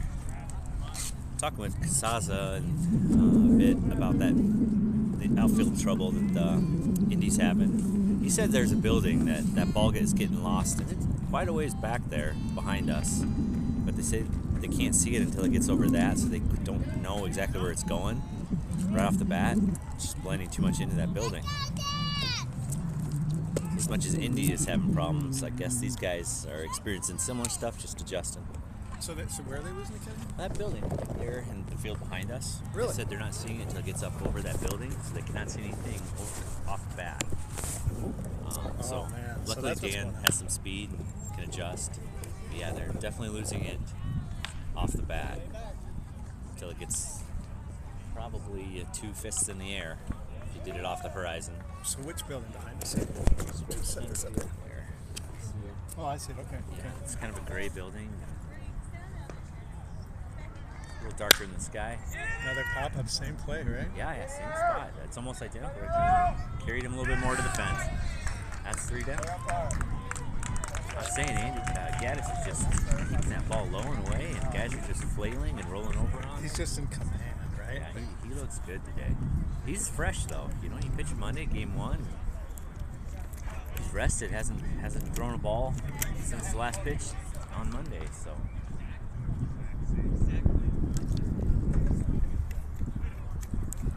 He pitched 7 innings there, and so he didn't even have to throw 9. And things are looking good for We him. could have used him round robin, but it's probably better.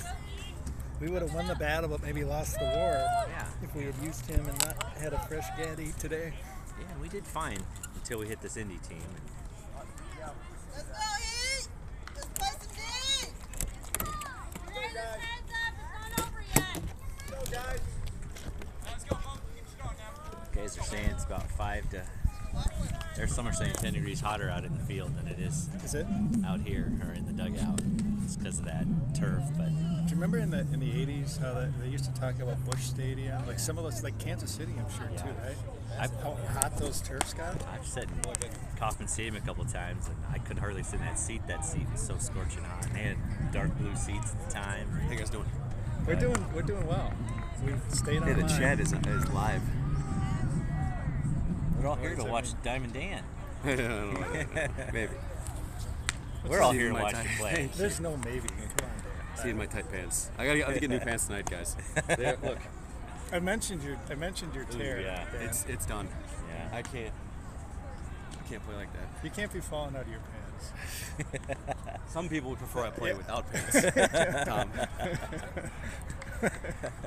I'm gonna say no comment to that. Then. This is mostly my wife. Yeah. Maybe other ladies and gay men. So. All right, I'm going back to the dugout because I'm in a hole. Like, Go get him. Yeah. Casey's had a heck of a tournament. I've been very impressed with him at the plate this whole tournament. Yeah, you know, he came down with a little apprehension because he had, I think he would agree he had a down Federal League season. He had a good TCMBL playoffs. But you never know when you get down until you get down here what kind of tournament you're going to have. Yeah, he's just had a been good one. steady. Yeah, I agree. He's taking the right pitches. I want to ask him if he's opened up his stance a little bit. Like, maybe I just haven't noticed in the past, but I don't remember him having a stance that open. Let's see what he says. He's also had a knack for some timely hits.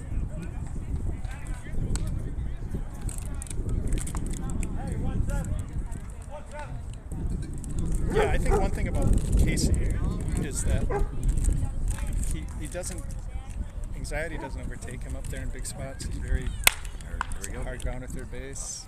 The baseman gloves, Outside. throws. There you go, Heat! Yeah, I think you're right, Tom. He wants to be in those at-bats. Yes, and not everybody does. Mike Clippard had a big 2-run single in the first inning. Line back to right with a pencil bat.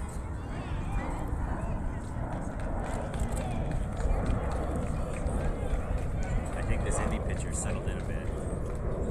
I think he's really good. Yeah, I think if he would have got a full bullpen, warm that first inning he pitched would have been a little tougher. I think if they start, we don't have 6 runs if they start this guy, I don't think. I mean, Yeah, I would agree to that. Just an athlete, though. He was making plays defensively, short. we're talking about like he's got the bottom half of like a man who's 5'4", and he's kind of short from the, Yeah. the waist to the knees. And then he's got the upper half of like a 6'3" guy. Yep. Ready to make a swing? pulled up socks make him look longer too. Just think if you pull those down. What do you think that pitch was right there? Was that a fastball or some kind of slider? I think that was a slider. It finished pretty low and away.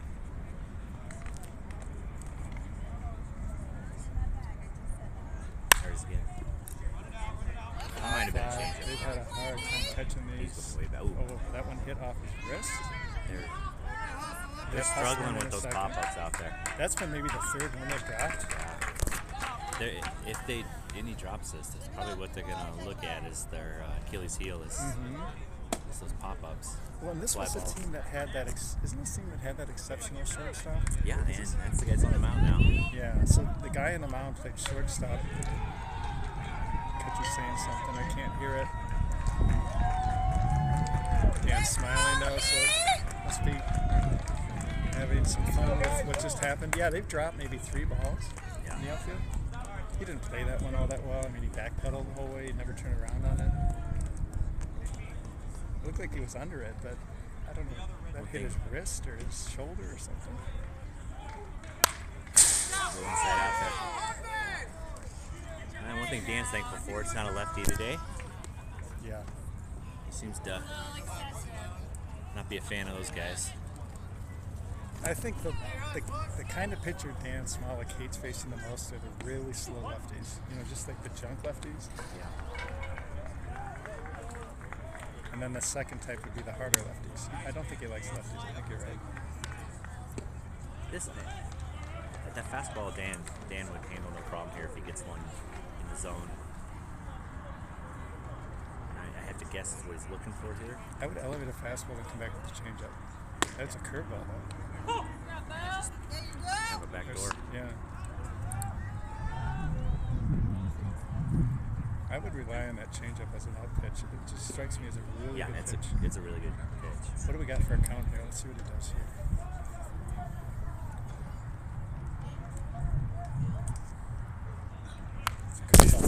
Who's on that?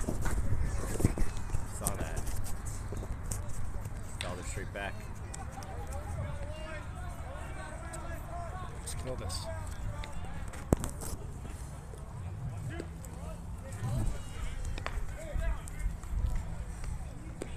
Wonder if we could put this back up there now. I'll hold it. I'll do the rest. Swing down. Just hang that over here. Yeah, can you bring that up?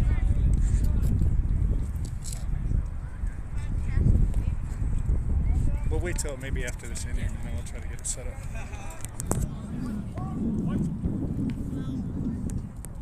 Man on second. What do we got? 1 out? I believe so. Let's see if he comes with that change. Casey's 1 out, the ground out. A little flare to third. I think that was that change. It definitely had Dan out in front. Back to the top, Diamond Dan. Falling out of his pants. Let's hope he holds it together. He looks like he's going to a Def Leppard concert. Torn He jeans. does.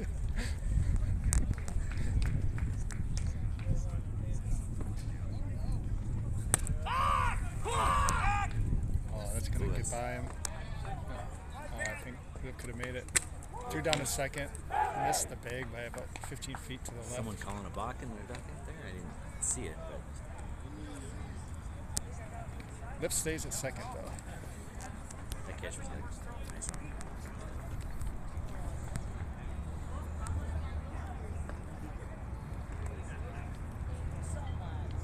2 outs. Let's see if Dan can knock this guy out.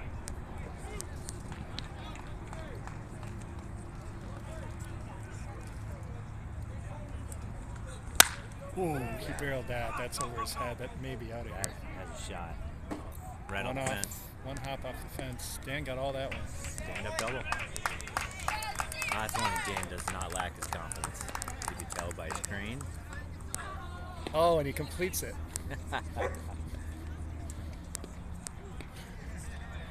mean, it's one thing to set up the crane maneuver, but then actually execute it. Finished it. That's a Diamond Dan move right there. He got some height too. That probably would have kicked me in the knee, maybe, at that kick. I think he got that high with it. Jeff Kravitz. I think that was Jeff's pitch. Do you remember playing with his dad? Jeff's dad? Who On the played- Chargers? We played with his dad on the Chargers. Kravitz. Did you know that? Do you remember that? What was his dad's first name? That Bill. name actually. Bill. What position? I don't remember. I mean, I don't remember. Remember what Big Tom and Tim. Tom Patterson, Tim yeah, Wakefield. Wakefield. Yeah, I mean, I don't know that Bill would remember us, but McNamara.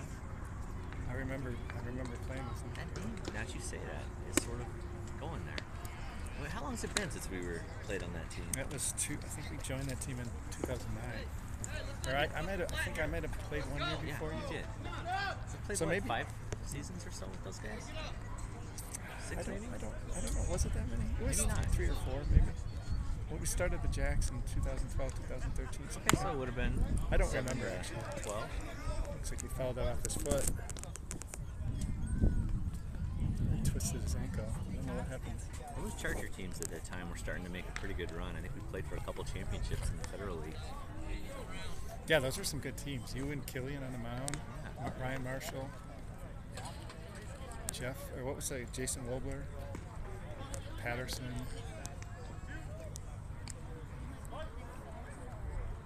Jeff Wilson, of course, the manager. What was Pat? Remember McNamara? Pat McNamara? He's a great guy. Oh, yeah, Justin Beal was on that team. Justin Beal. Second strikeout for Clavel.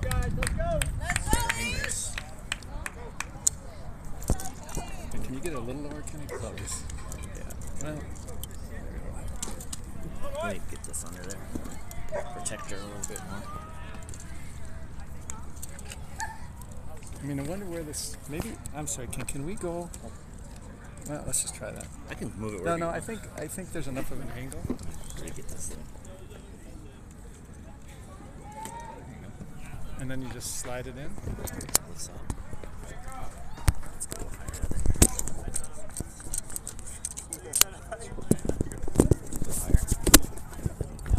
Yeah, but now we gotta try to center it. Let's try that and I'm gonna look. Can you? I think it's pointed too down though. Here, I'll just hold it. I've be able to tilt it. I've had it this far. I mean, I guess if I hold it like. How does that look? I have to hold it like this. So I'm just gonna hold it. Sure. I mean, I can. That's pretty low. Let's let me open this up. Let's just tilt the camera back. Our AV experts, Tom, Genrick, and myself. By experts, I mean novice. I'm worried about that line right there.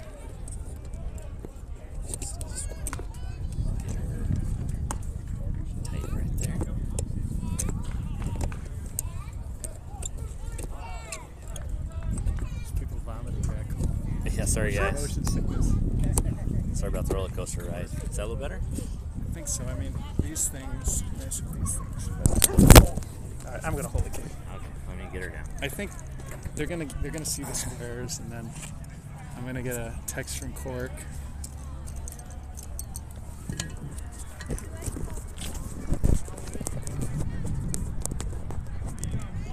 Yeah, Cork was watching earlier. Okay, so what do we got, Kenny? The 7th, 6th, top of 6? Boy. Is it top? It can't Yeah, be it's top got of to be 7, right? 6. Yeah, no way. This is a slow moving ball game. Yeah. Pitch and change. Everything just appears to be a bit slower. You said we played once, they're a bit tired. Pushy, that ball tailing, right, pushy under it, catches it, spins and throws. Brian's had an excellent defensive tournament. I think he's played every inning out there too, right? Yeah. He's been sharp. He's come in on balls and gone back on balls. Made nearly all of them. How do you feel about Renfield, Tom? Playing it.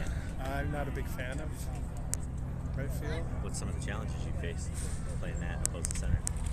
Well, when you play center field, you have the whole field in front of you. I think it's a lot easier to read the ball off the bat. Do you notice the slicing of the ball a little bit? Yeah, different, yeah, or the hook yeah. of it? I mean, definitely from a right-hander, the ball's gonna slice. Left-hander, it's gonna hook. I mean, I think hard ground ball in the gap really gets there, but you can't throw them out. I think it's just a matter of familiarity. Like if you play out there, then you probably have right fielders who would say it's easier than center field. Do you find it difficult to judge like how far in or out you need to play in the Yeah, but corners? I think that's just a function of not having played out there much. I mean, I played center for 20 years, but when you can't run anymore, center field's not a good option. Yeah. Yeah, I was gonna maybe play some outfield when we got down here if I was needed, but happily for all involved, I have not been needed. We've kind of stuck with the same defensive alignment this ball game. We haven't been swapping too much in and out. Stark and Emery have swapped a little bit, but other than that, I think everyone's holding position pretty tight. Has Clavel been? I think Clavel's been out there the whole game. Yeah, Don't think- Clavet's there at second. I don't think I've seen Casey out there yet. Metter's at third. I don't think was he at third at the start He too? was. I don't think Smolik was out there for play, wasn't he? Yeah. So, but still a little bit of defensive changing back and forth, but not much. We did a lot of that. Guys were switching all ball game most of the tournament between innings. Man on first, 1 out. Top of 6. We think 6-1. 3-0 count. So let's see if they're mounting some kind of. This is the guy we think might have had some pro experience. So he's probably a pretty good hitter. Also looks like a double play threat. He wasn't an easy out. Yeah. I had a little better luck against the lefties in this team, but he ate up a lot of plate with that bat. I couldn't get a lot by him.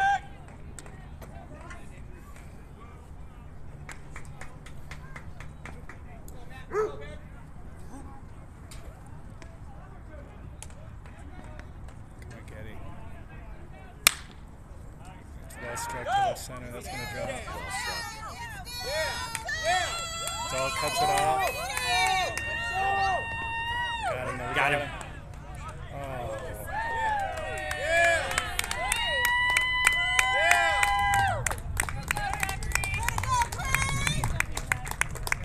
So Dahl cut that off in left center.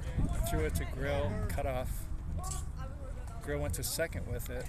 Looked like the throw beat the runner, but Empire was right there. He slid under it. I think he did. It's like he reached around the bag, like almost hugged it. The tag was more on his helmet. And Maybe that's probably where got his in there. professional experience came into play there. Executed a professional slide. Clavel didn't look too happy with the call, but that ump was right there. And he's got great hair, so. I noticed him out there earlier. I think it's pretty hot. He had his hat in his hand. Casey said he's always got his hat off. Yeah. So then we were admiring his hair. This guy's got some hair, though. Oh yeah. This is the pitcher. This is a guy. Pro experience.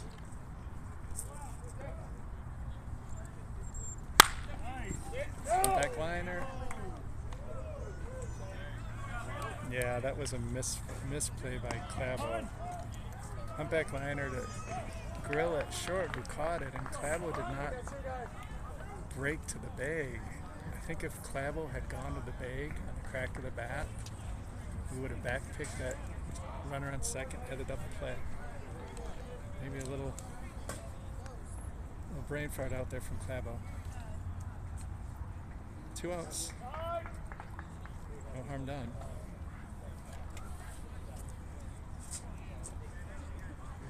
It's the most trouble Gaddis has been in, and Yeah, they had runners like first inning. They had first and third. This guy hit the home run against us.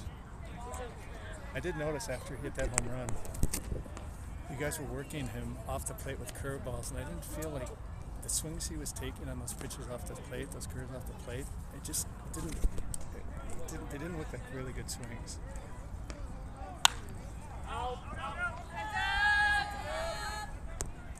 sure Lippert remembers that. And Mike's setting up a bit outside here.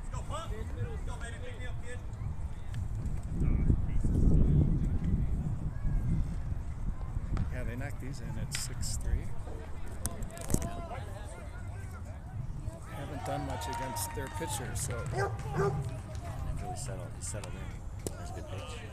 I probably would struggle laying off that pitch.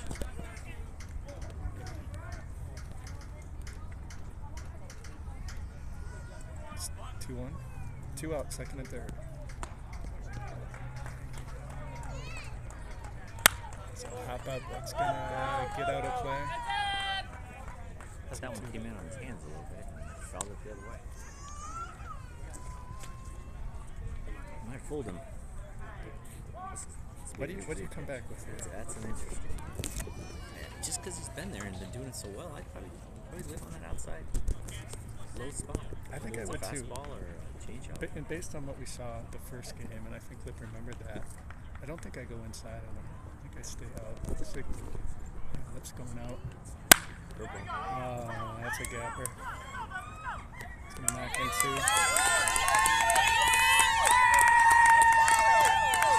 Got a little too much of the plate.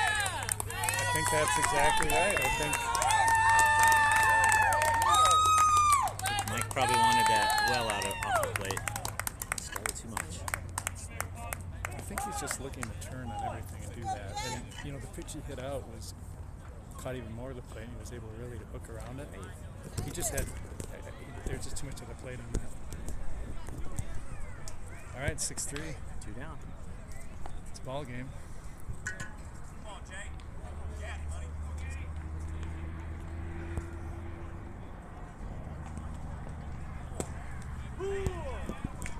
That looked a little out, but called a strike. It's like Bushman shaving a little bit.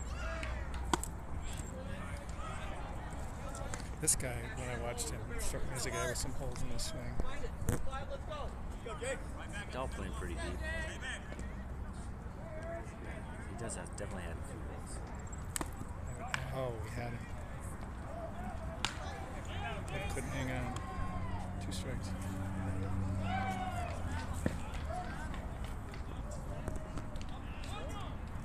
He doesn't use his legs with his swing. He's fast, he's athletic, but I don't get the sense that he gets a lot of power with that. That's gonna drop. He's a breaking ball.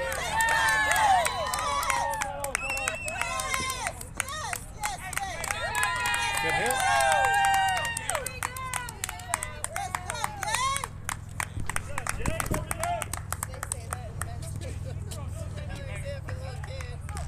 Is this the guy that started on the mound? I think so. Yeah, it is. Really going out, have a word. Tie and run at the plate. Top of the 6th. Score 6-1.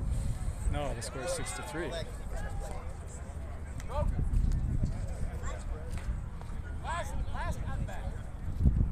That makes sense. I imagine the plan will be to go to grill at some point if this game gets tight late. Really ended up pitching the last couple innings of the game yesterday. I think the plan is he's going to pitch tomorrow, so obviously prefer not to use him, but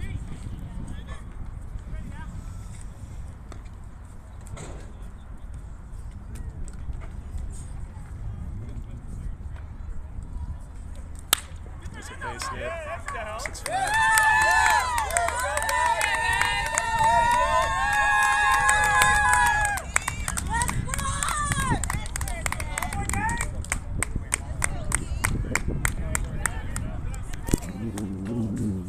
This game has turned rather quickly. 6-1, now 6-5. Time run at second. Mammoth are the home team. 4 more cracks at it after this. It's a little concerning because that pitcher, since they brought that pitcher in, we haven't done much.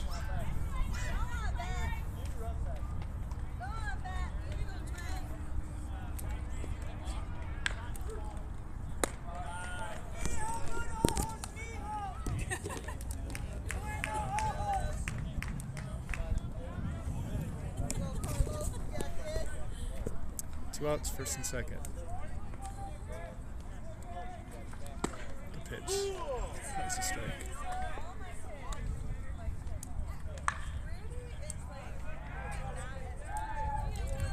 Need to get this guy. I think this is the top.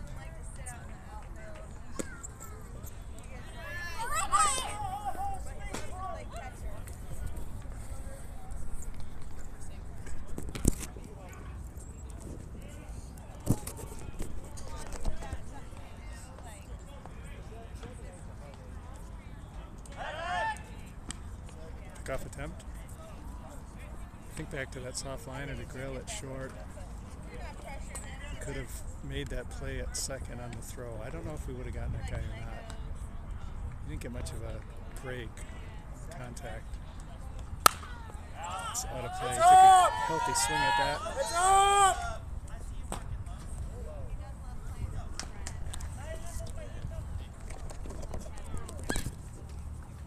I would guess that somewhere along the way in this complex, someone has been sent to the hospital from one of these foul balls. They're like artillery strikes.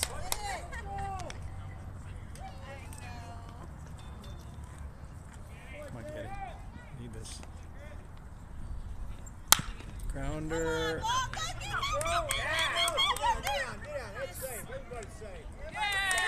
Okay, Grilly cut that off. Saved the run. Tried to throw behind the runner at third. Tim Meddert made a great play. That ball short hopped into Meddert and got a glove on it. That gets by him. That runner on third goes home. They are a base hit away from taking the lead.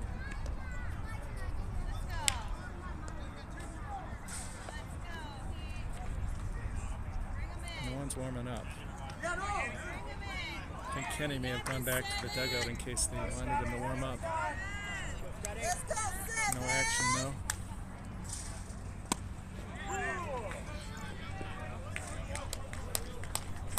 What I'm not seeing from these hitters are what I would describe as uncomfortable swings. These hitters seem comfortable in the box right now.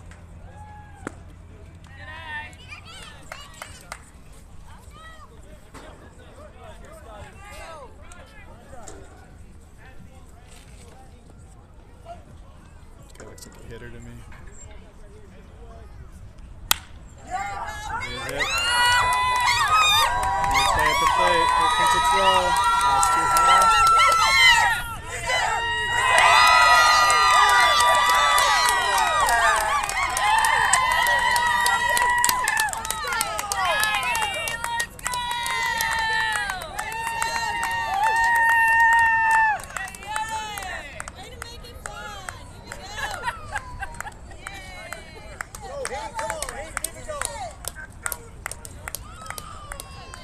Lip gave the umpire a sardonic smile and said, "I got him." And I said, "Yeah, I got him." Meaning he got him on the tag. Diamond made a strong throw, a little high. You know, had that been a major league throw, the announcer would have said he needed to get that throw down. Not in the major leagues, and that throw was a very strong throw for this level of baseball. Lip's not happy. So we bring in the stopper, Matt Grillen. Mammoth were in this situation last night. We were down 8-6. It was about the 7th inning. And we just couldn't catch him. You know, it was like 4-2, then it was 6-4, then it was 8-6. So the Brain Trust decided it was time to put an end to their runs creep. Brought in Grill, and Grill just shut it down. Now, Grill was helped last night by a strike zone that was generous. He was able basically to throw pitches off the plate and get strike calls. Grill's tough to beat if you're going to give him that kind of room with the zone. This zone is not tight or not loose like that.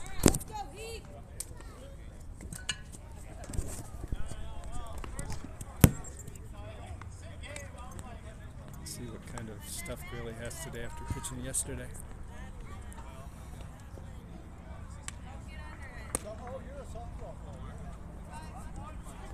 I think this is where the Grays have a better tournament team than the Mammoth. We have good pitchers, but we don't have the depth of pitching that the Grays do. I feel like the Grays probably have a number of arms they could go to at this point. We've got a lot of burnt out arms and Matt Grill. So what was the talk in the dugout about bringing Grill in? Nate Jackson felt pretty strong. Should go to Grill in that spot. I think Lippert wanted it too. So Down by one? down by one. Top of 6, right? Yeah. Plenty of time. This is not shocking. This team can hit. I mean, it's kind of what we saw the first night we played them. They're kind of relentless with those bats. Not a lot of holes in their lineup.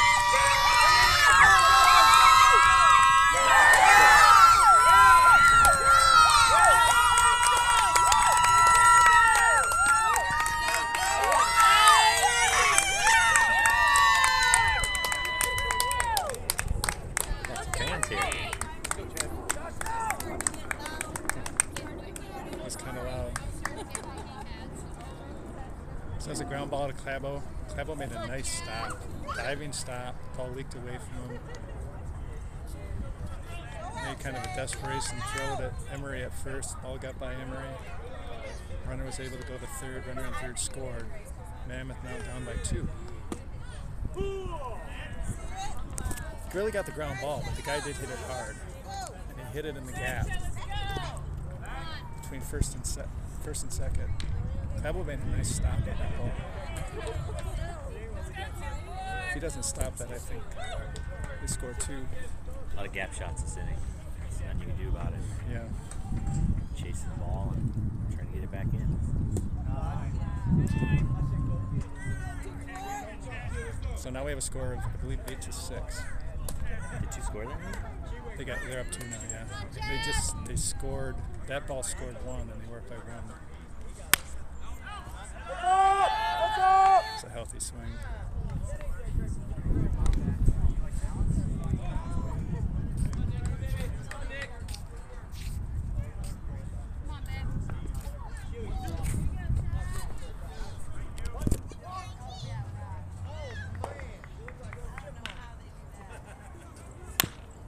Chopper to Clabo. Fields, throws. That's it.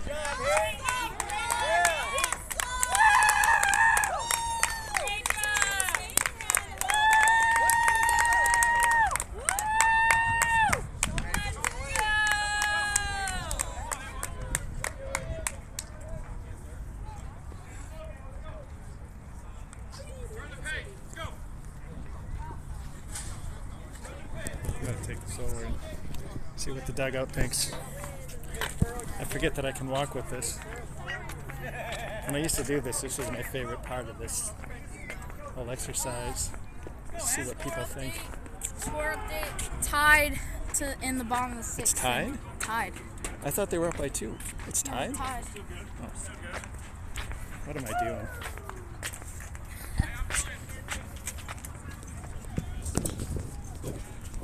One at a time, guys. Here we go. Back to it. One at bat, one play at a time. Let's go. One play at a time. Here we go. Hey, Bushy. Here we go. Let's get him back. Let's get him back. Come on, let's get him back. Casey. Let's get him back. It's tied up. Yep. I thought we were down. No, it was tied. Tied at 7. Tied at 7. Here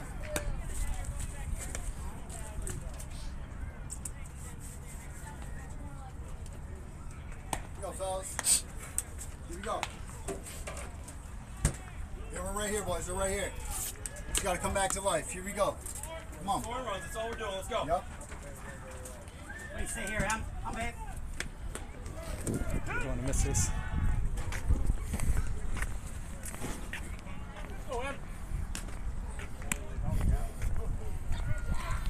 So the question will be, what kind of adjustments will our hitters make to this pitcher? I went to get some water, and I mentioned to Nate Jackson, who struck out against this guy's changeup. What a good changeup he had. Yeah. Seems like Emery struck out against it too, but now they've both seen it. They're excellent hitters. We'll see what they do.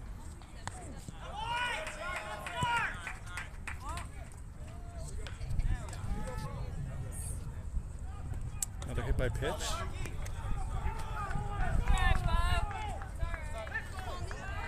Usually Emery reacts to those like a whale being bitten by a mosquito. But that time,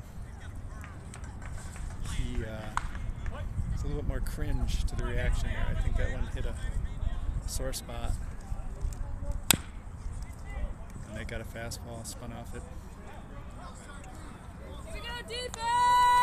Emery, of course, gets hit by a lot of pitches. Nothing new there.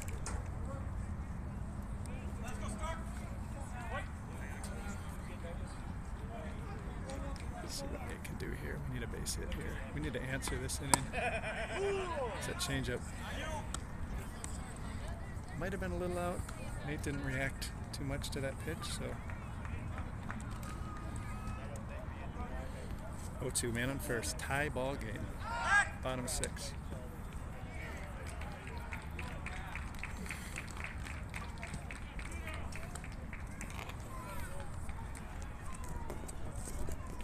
I still feel like the Mammoth are, if you were a Vegas odds maker at this point, you'd still have a Mammoth favorite, I think.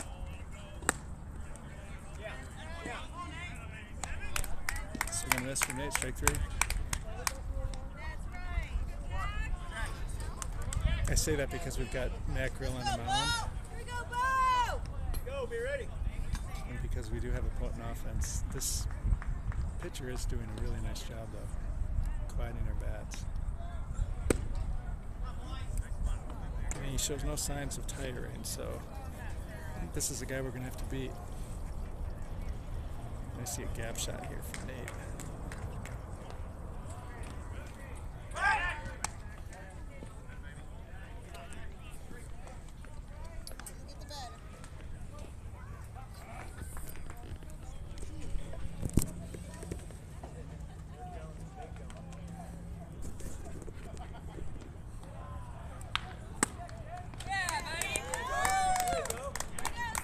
Another swing and a miss. This guy's missing some bats.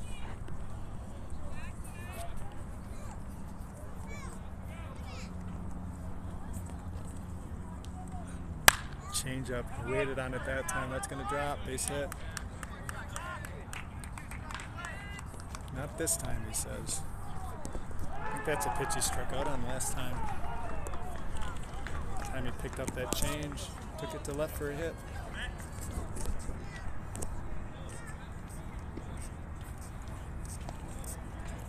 Tim Matter mentioned how I feel like he's been a little bit out in front of some of this pitching.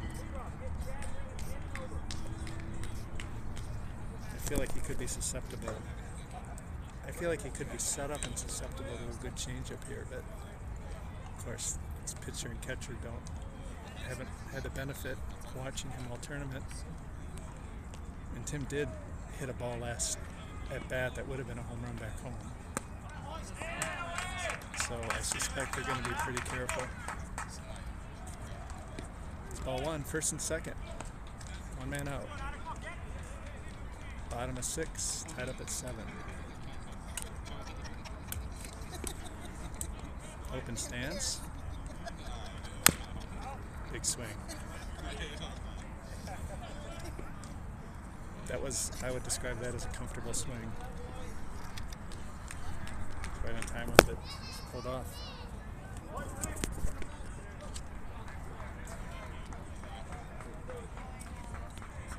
Curious to see what he does with the changeup. That's not it. That's a ground ball. Kicks off his glove. Oh no, they're going to throw it home. He's going to be dead.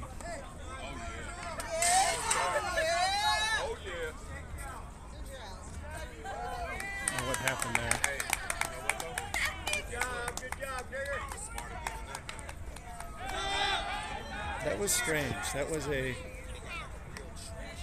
What happened there? That was a ground ball up the middle. Second baseman got a glove on it, deflected it towards center field. At that point, Emery was approaching third base. Emery rounded third, and it almost seemed like he got the sign to go home, but he was running home as if there wasn't going to be a play at the plate. He wasn't in full stride. And by the time he realized there was going to be a play at the plate, he was absolutely dead. So I don't know what happened, and this could be completely wrong, but I suspect Emery thought that, that ball was in the outfield, and then he was going to be able to trot it home. Instead, we're going to come out of this without any runs. It's a bad sequence for the Mammoth.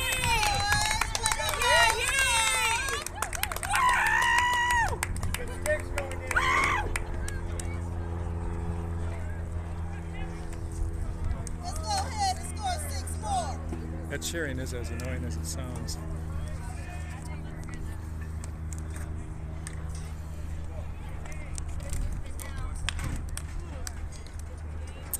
It's like a parakeet shrieking in my ear. It's like a parakeet on each side, a parakeet on each shoulder.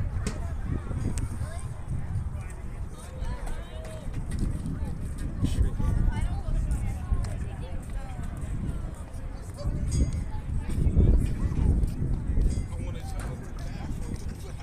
Let's go top of 7.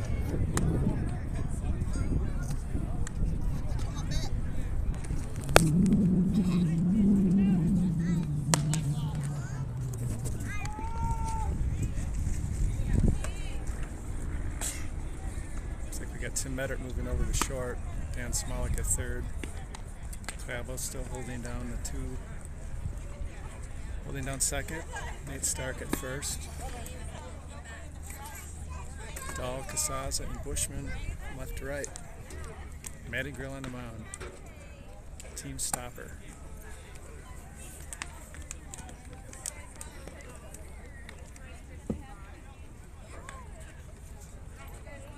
There's the pitcher. Having a pretty good day so far.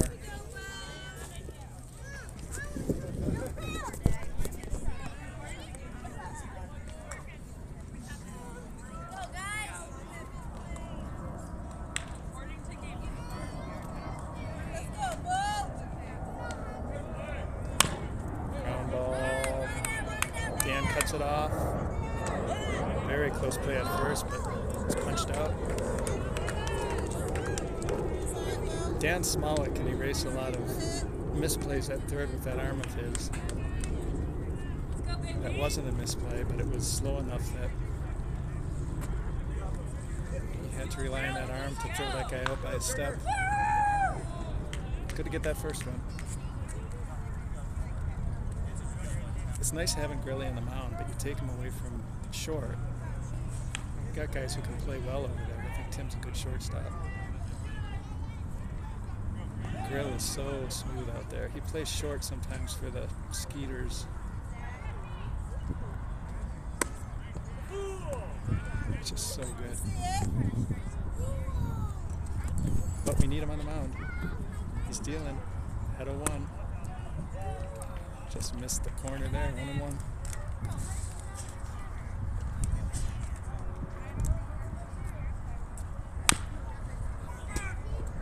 Topper. Down the line foul. 2 strikes. You got this, babe. Woo! Let's go, Zach.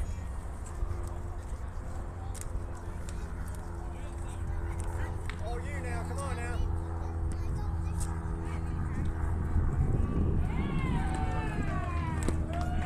Great pitch. Just let me get on the pitch. Down and away. 2 quick ones. This is what happened yesterday when we brought Grill in. First 2 or 3 innings, he just stopped him dead cold. He looks really comfortable up there too. working quickly, getting ahead of these hitters, shrugging his shoulders when they hit hard foul balls. It's just a strike, man. It's just a strike.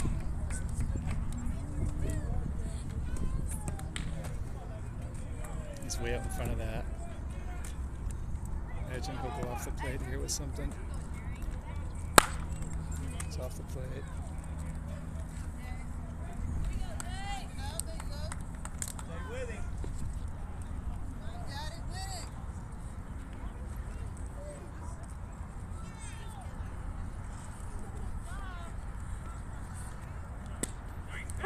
There it is.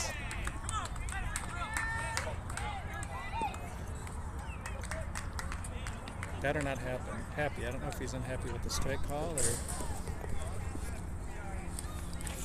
unhappy with the life decisions that led to him taking that strike 3. Mammoth all up out of the dugout,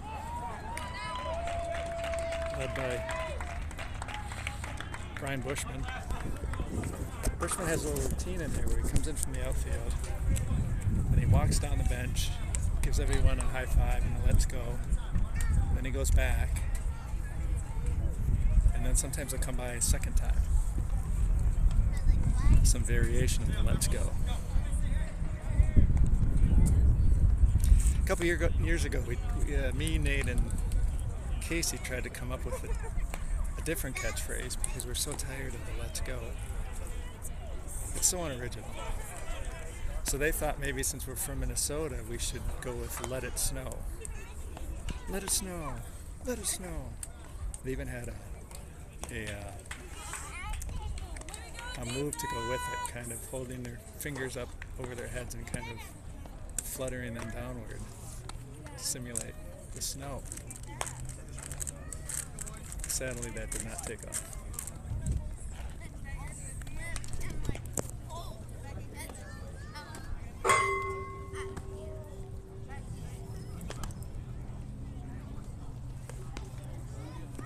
There aren't that many phrases, I suppose, that are appropriate in that situation. I mean, let's go is short, it's to the point. You know, it's easy to say. It's not a tongue twister. You don't want to have some phrase that you stumble over when you're out there on second base. Some kind of tongue twister. I'm going to workshop it though. Next year I'm going to come down with a phrase. Maybe I'll try to subtly inject it into high leverage cheering moments. It's Mike Lippert. See if Lip can get us going here. It's up. It's a ball. Does this pitcher ever tire? That's a question. Can't believe this is the first time he's pitched in this tournament. Pitch off the plate, 2-0. I expect Lip to take a strike here.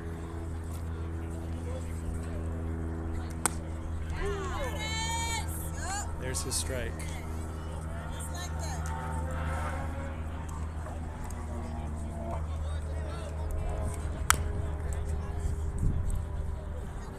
Chopper straight back. 2 strikes.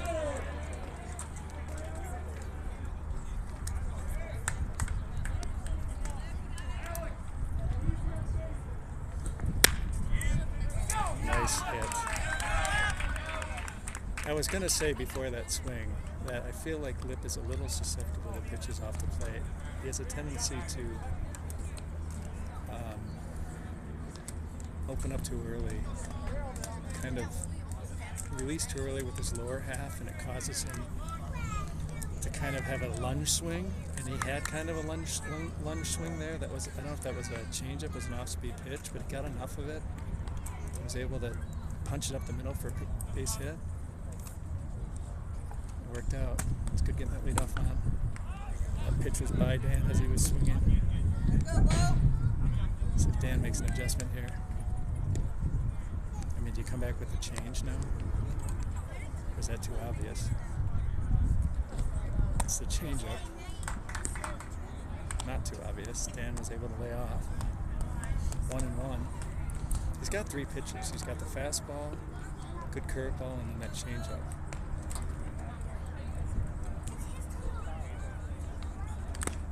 Big swing from Dan. He caught the catcher on the backswing, but 1-2.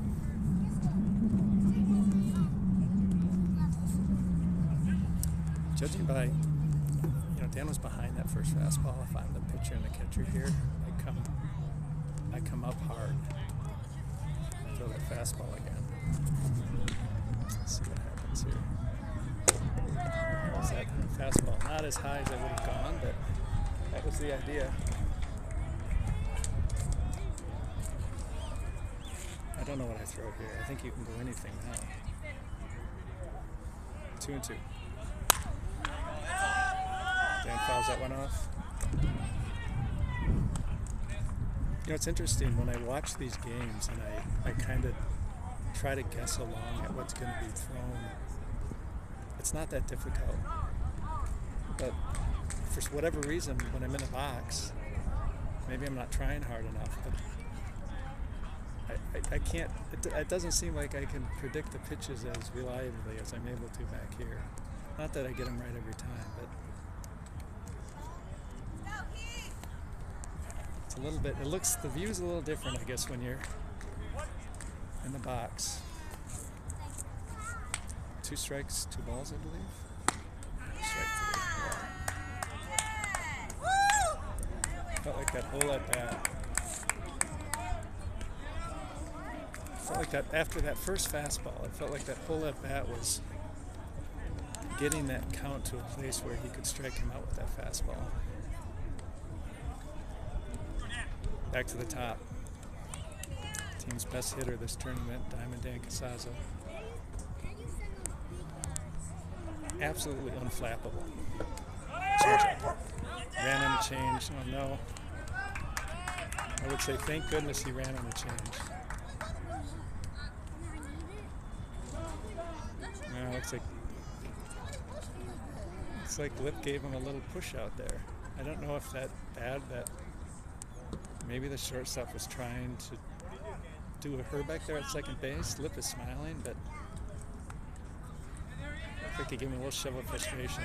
Now he's talking to him, hands to the palms upward, like, oh, they're laughing now. I think they're okay. I was going to say he's very fortunate that was a changeup because fastball, if that had been a fastball and he had made that same throw, he would have been out by about 5 feet.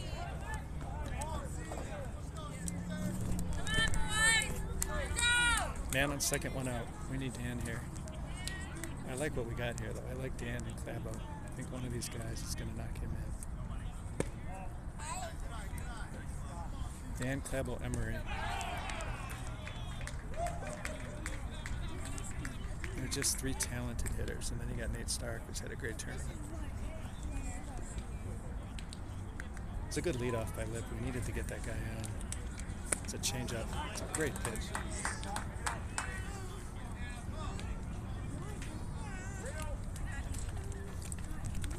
Trio got an open base. I don't think they're trying to pitch around Dan. Dan's thinking bunt ever here. Not on 3-0, but probably wouldn't be a good idea given that we saw this guy playing shortstop, and he was, during the round robin, this guy was playing shortstop for these guys, and he was very, very good. So this is a case where you can't count on a 35-year-old pitcher not being able to field his position. This guy sure is very good with the mound. Good at bat by Dan.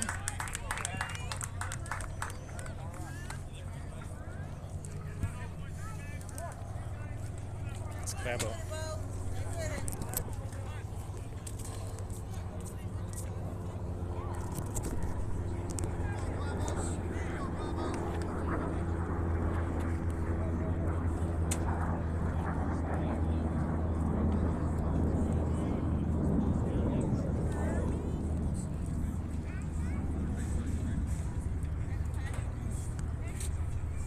I I'm an outfielder, so I haven't been in on enough mound visits to speculate what the chatter is out there.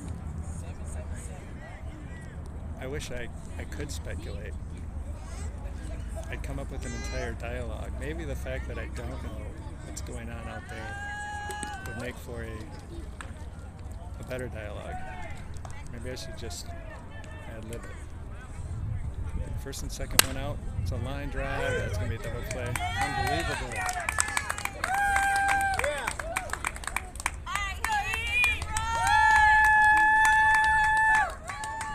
Line drive. Shortstop had to take about 2 steps to his left. Liv had absolutely no chance to do anything. He had a good secondary.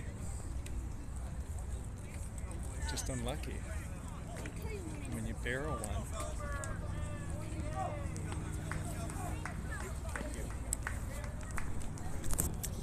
So we go to the top of the, I think this is top of the 8th.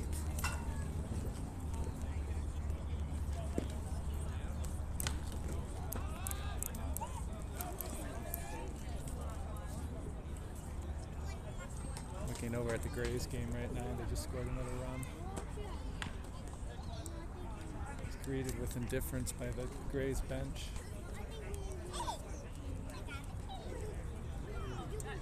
Actually, they're walking off. I wonder if there's a 15-run rule in the playoffs. It looks like that game's over. That game ended with a whimper.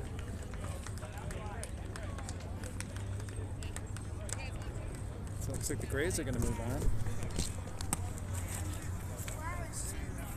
They got a good team. We were driving home from one of our games and they were streaming their stadium game. They were playing the Cyclones, which historically have been a punching bag down here, a tent stake. Just get pounded into oblivion usually by teams, although I think they were pretty okay this year. But we were watching we were watching those guys as they were hitting. Is there a Gatorade down there? Very deep, talented hitters. They are going to be tough to beat.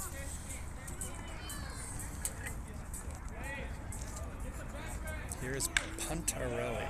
That's his name. Puntarelli.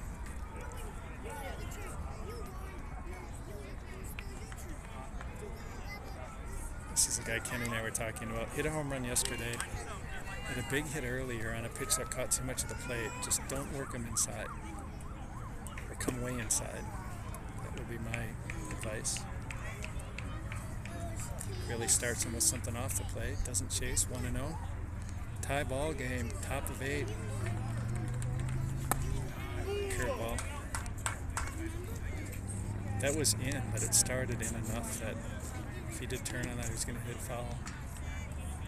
Curved in under his hands for a strike. 1-1.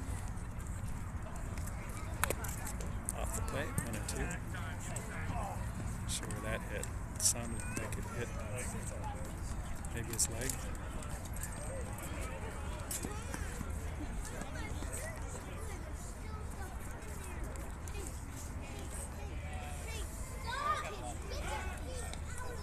I think the rest of the at-bat is going to be setting up a change-up away for a strike 3. Count is 1-2.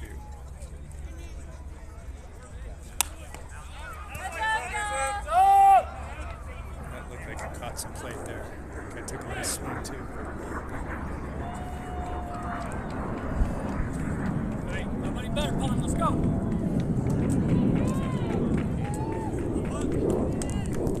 I would guess we'll see that change up away here. Let's see.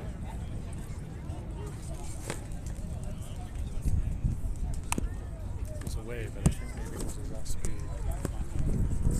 Morning, Blue.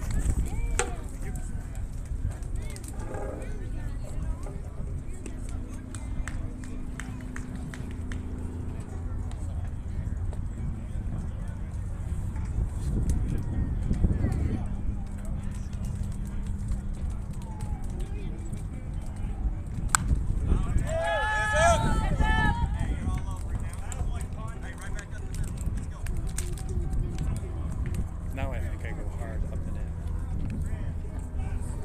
But these guys have been pitching and catching with each other long enough to know the right pitch here. There it is. Nice pitch. Throws him with a fastball.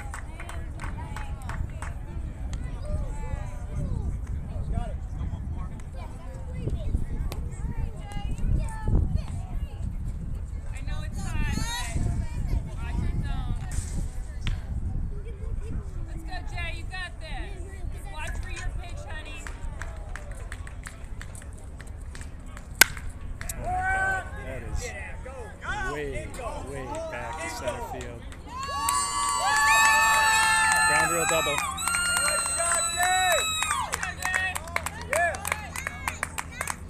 Mammoth very, very fortunate there. That's at least a triple, I think. Even with Dan Asaz's speed.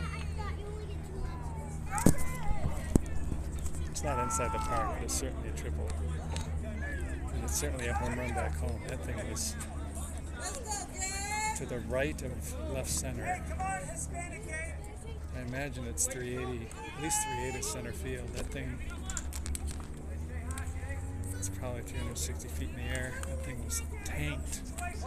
One out man on second. Speedy man on second.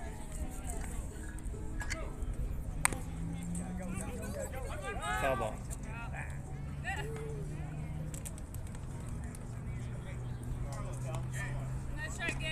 It's a puzzling decision.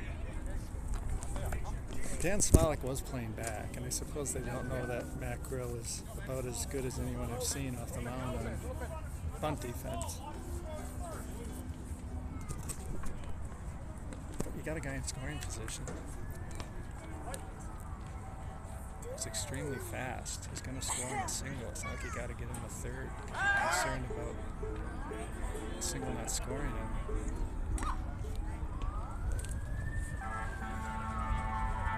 Whatever. Take the strike. 0-1. Big swing. Weak foul. Strike 2.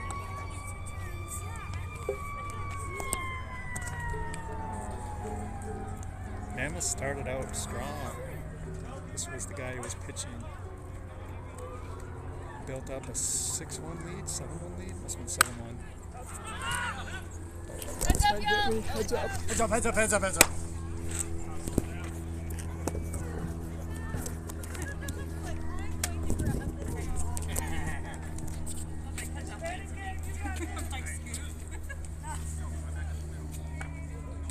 I probably should have helped Lip there, but I was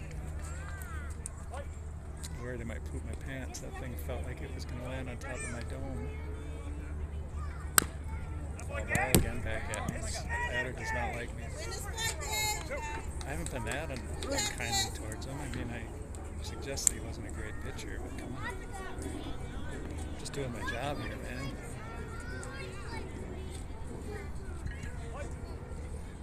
Two strikes. It's another fly ball that's going to drop. He caught it. My God, he caught that ball. What a catch. Oh my goodness. I'm sure you couldn't see that. I couldn't see it. That was a towering fly ball to left center. Grill running like a light-tailed deer. Basically extending, caught it basket catch style. I mean, if we win the game, that saved a run. That guy was on at least second base. That is. If we win the game, I'm going to hand this phone back to Diamond, and the first guy I'm going to go talk to is Mike Dahl.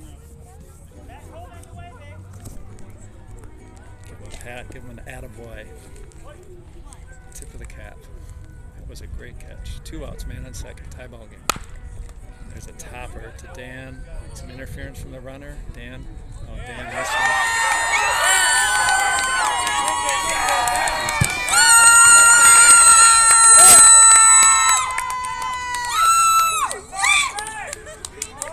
Hey,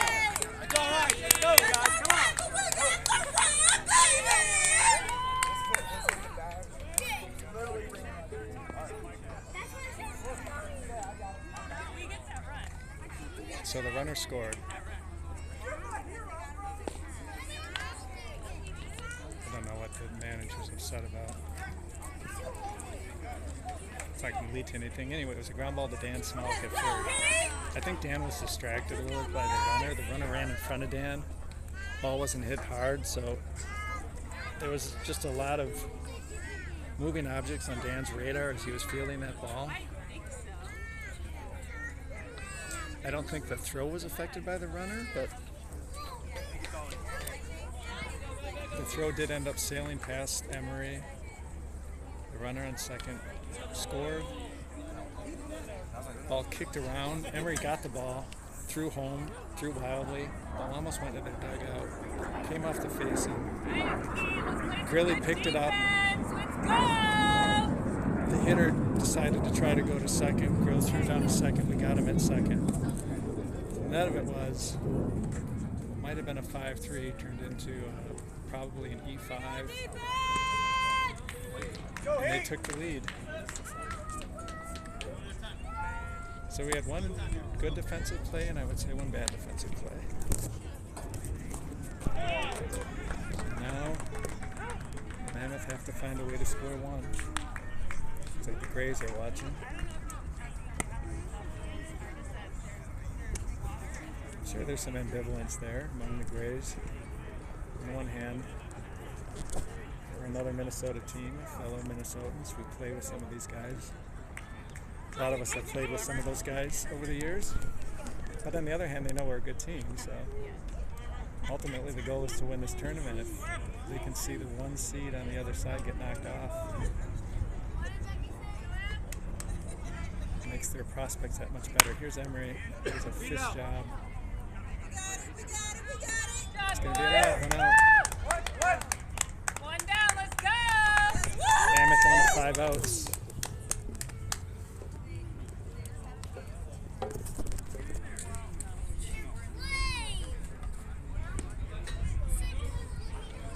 You just have not been able to figure this pitcher out.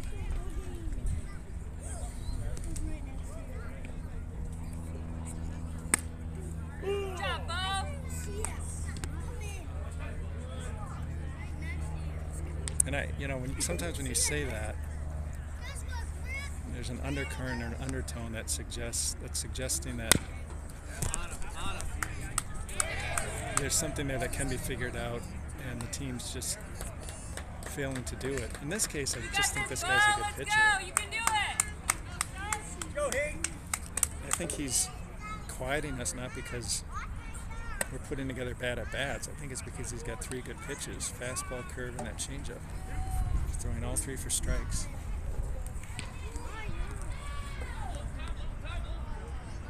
Had some base running miscues, but that's going to drop. Base hit. Changeup. Ain't got enough of it. End of the bat.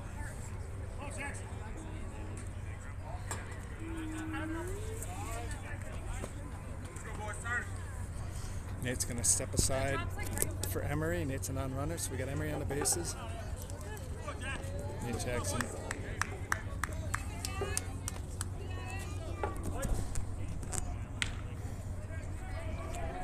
You're going to get a patient at bat from Nate. Really could use a gap job here. Could really use a double. Something to kind of pick the team up.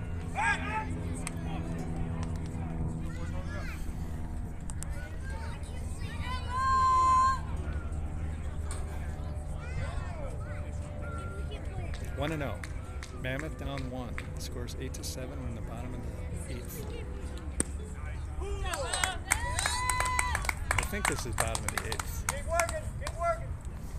I hope it's not bottom of the 9th. It'll be announcer malpractice if I'm announcing this as if it's in the 8th and it's the 9th. You got the 8th inning, right? Bottom 8? Click on that.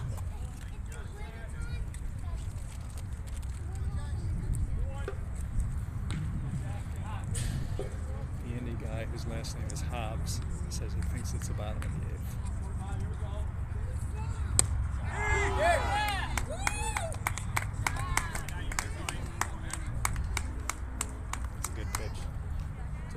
let get in on Nate. Nate just wasn't in a position where he could pull the trigger.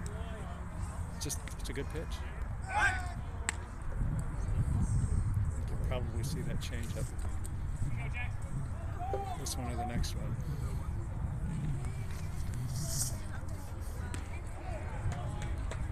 Shaking him off. Shaking him off a couple times. And we found a pitch he likes. Delivers fastball. Oh, that's a double play.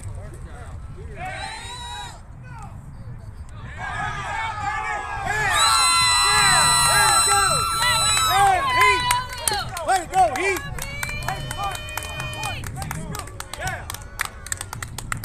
Great defense, kids! Yeah!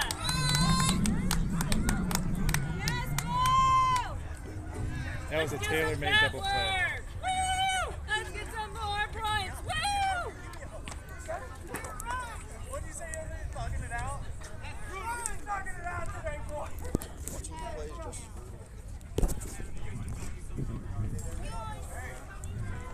Mammoth not happy with that first base call. I couldn't tell, to be honest.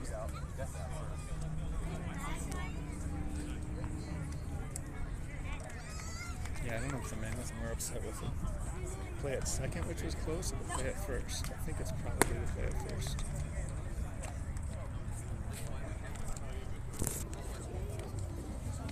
So the Mammoth have 3 more outs, assuming we can shut them down here.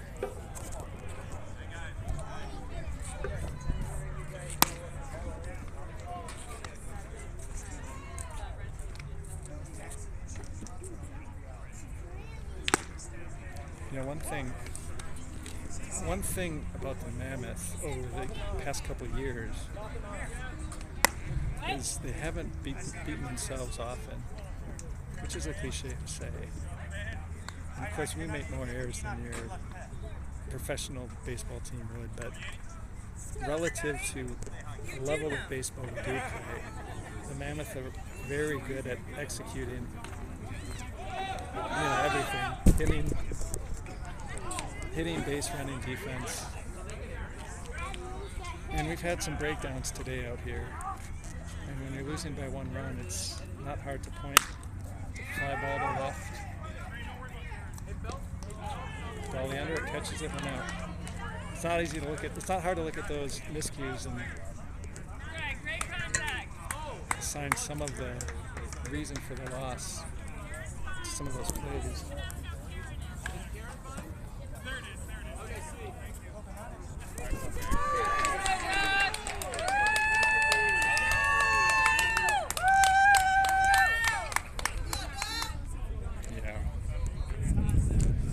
Also not a fan of the woo. Just making a loud woo sound. I'm not a fan of that either, if I'm honest. You said you were thumbing it out this game, and you have. I want a hug. And he's like, there you go, there you go. Josh! I mean,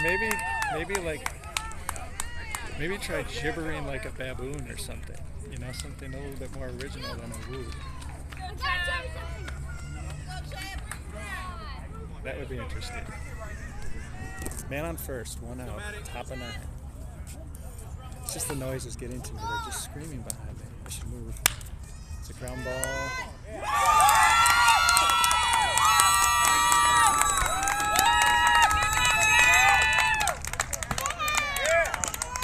I'm standing on the wrong side. So that was a well-struck ground ball with some English on it. Looked like it got under Casey's glove at second, kicked off his knee. No play, first and second, 1 out.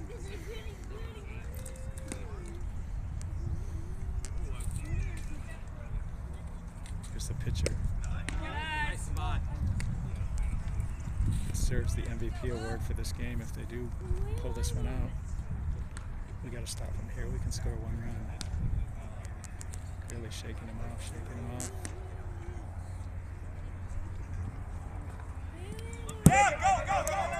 They have a play at third.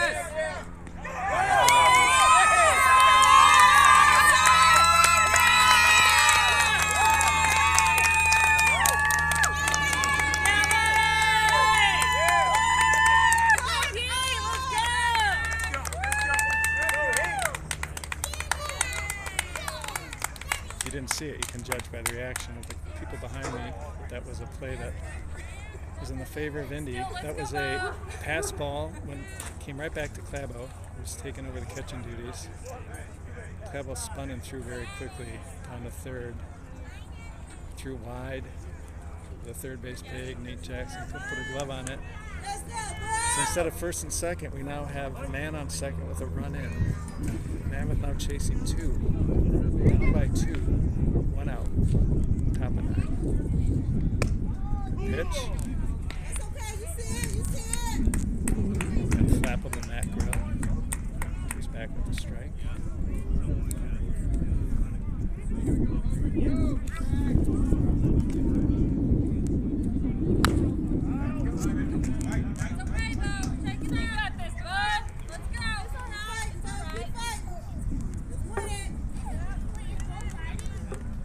I just don't know if it'd be sour grapes if I move this camera to the other side. I don't know if I know I'm with the Mammoth. It's not really sour grapes, it's just the noise is giving me a headache. Keep battling. No, we got you, Sal. Let's go, boy.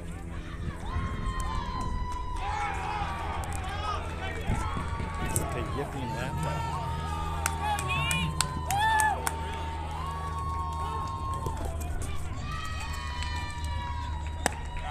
Elevates a fastball, misses.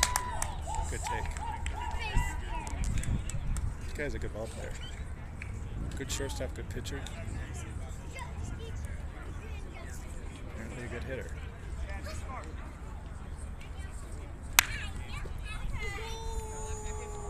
Really thinks about going to second. Wisely goes to first for the out. 2 outs.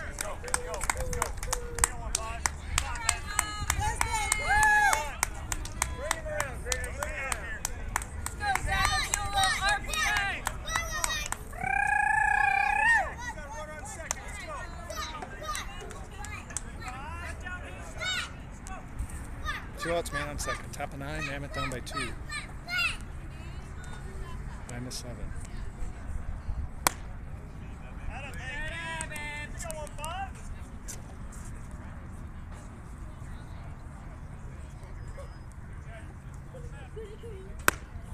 Big swing. Don't go chasing Ball. Let's go. Eye the ball. I'm front. Let's go, Chris. Come on, baby! Woo! You got this! You got it. You got it now. You got this. Funny catch, kid. Let's go. One ball, grill, gloves, throws. Hold him. Like stay now. Defense, boy. Good readers. Let's go, Heat! Lips. Let's play, bring the defense! Batter was walking back. He said, effing change up. I wonder how many times that phrase has been used in reference to Matt Grill. Okay. Tournament comes down to this. Looks like we're going to have Metter, I think Casey, Lippert, Smolik, and we're back to the top. Need 2 just to keep playing, 3 to move on. I think I'm going to move now. I'm going to give you guys the view from the other side.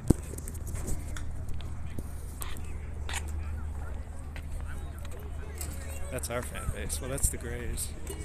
Probably not our fan base.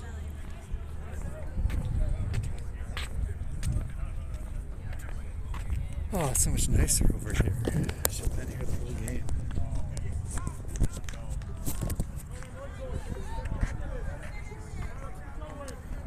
Stop yelling in my ear. That's all I ask. Do a public service here. I don't know. Is that any? That's probably not good. I don't know what I'm doing there. Try this.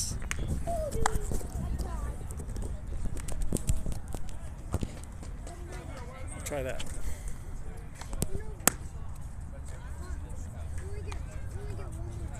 Managed to keep the camera running the whole time. That was an accomplishment.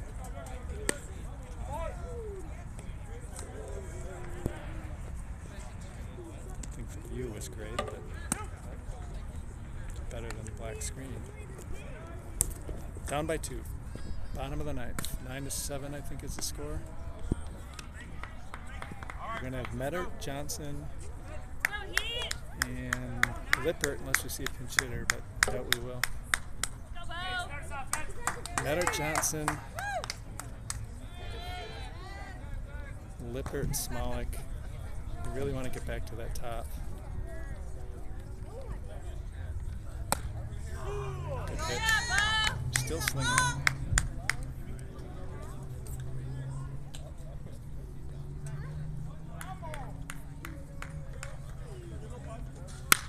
High pop up. Gonna get out of play though. 2 strikes. Metz has put on some good swings this game. It did feel like as the tournament was going on, he was slowly dialing in the speed and dialing his swing in.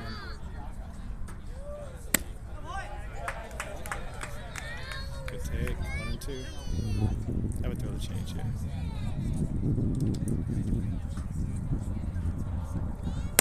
Fastball. Great take, 2 and 2. Good at bat.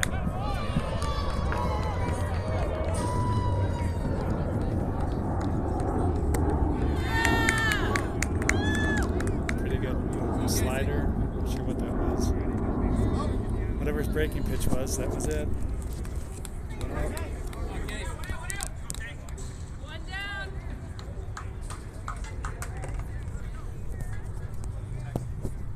Bottom of the ninth, Mammoth down by 2, 1 out. Nobody on. I can hear the Grays cheering for us behind me, that's nice.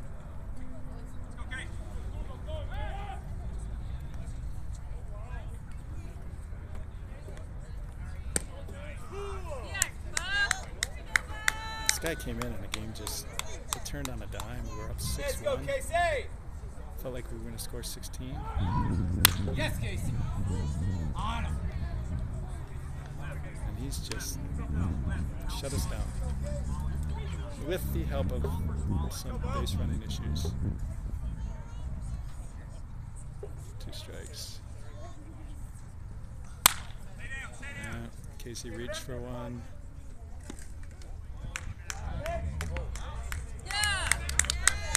Kind of a tumble there at first base. The second baseman had an easy throw and he kind of pulled the first baseman wide of the bag, but the first baseman made the gloved it.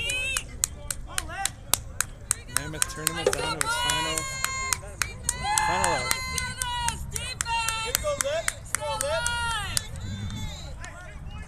Hey, let's go, Lip. Go. Starts with you.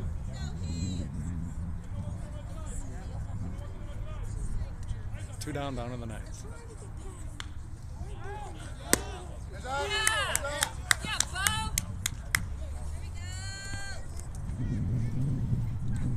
I'll hand this back to Diamond when the game's over, assuming it's over soon.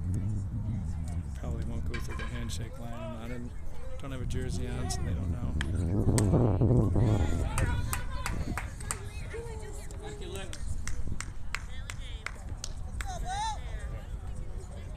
Thanks for watching. This is indeed the end. Come on, Lip.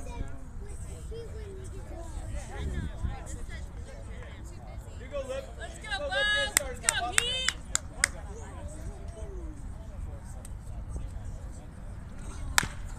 Chopper, glove, throw.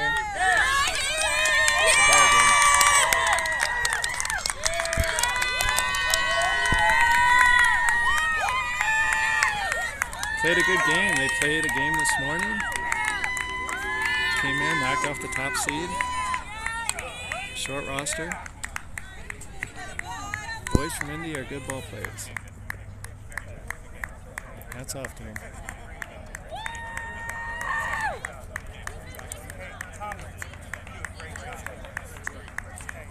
We lost 2 games this tournament, both to this team, the Indy Heat. They got our number.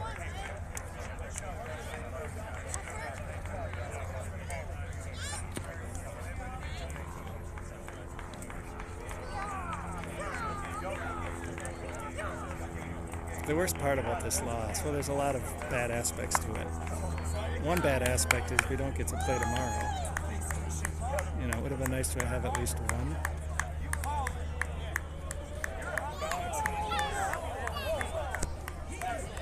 Not to be, though. I'll hold this until Diamond comes back. Here it comes. I'm going to hand this off to Diamond. Thanks for watching, everybody. Season's over. Thanks, Tom. Bye, everyone.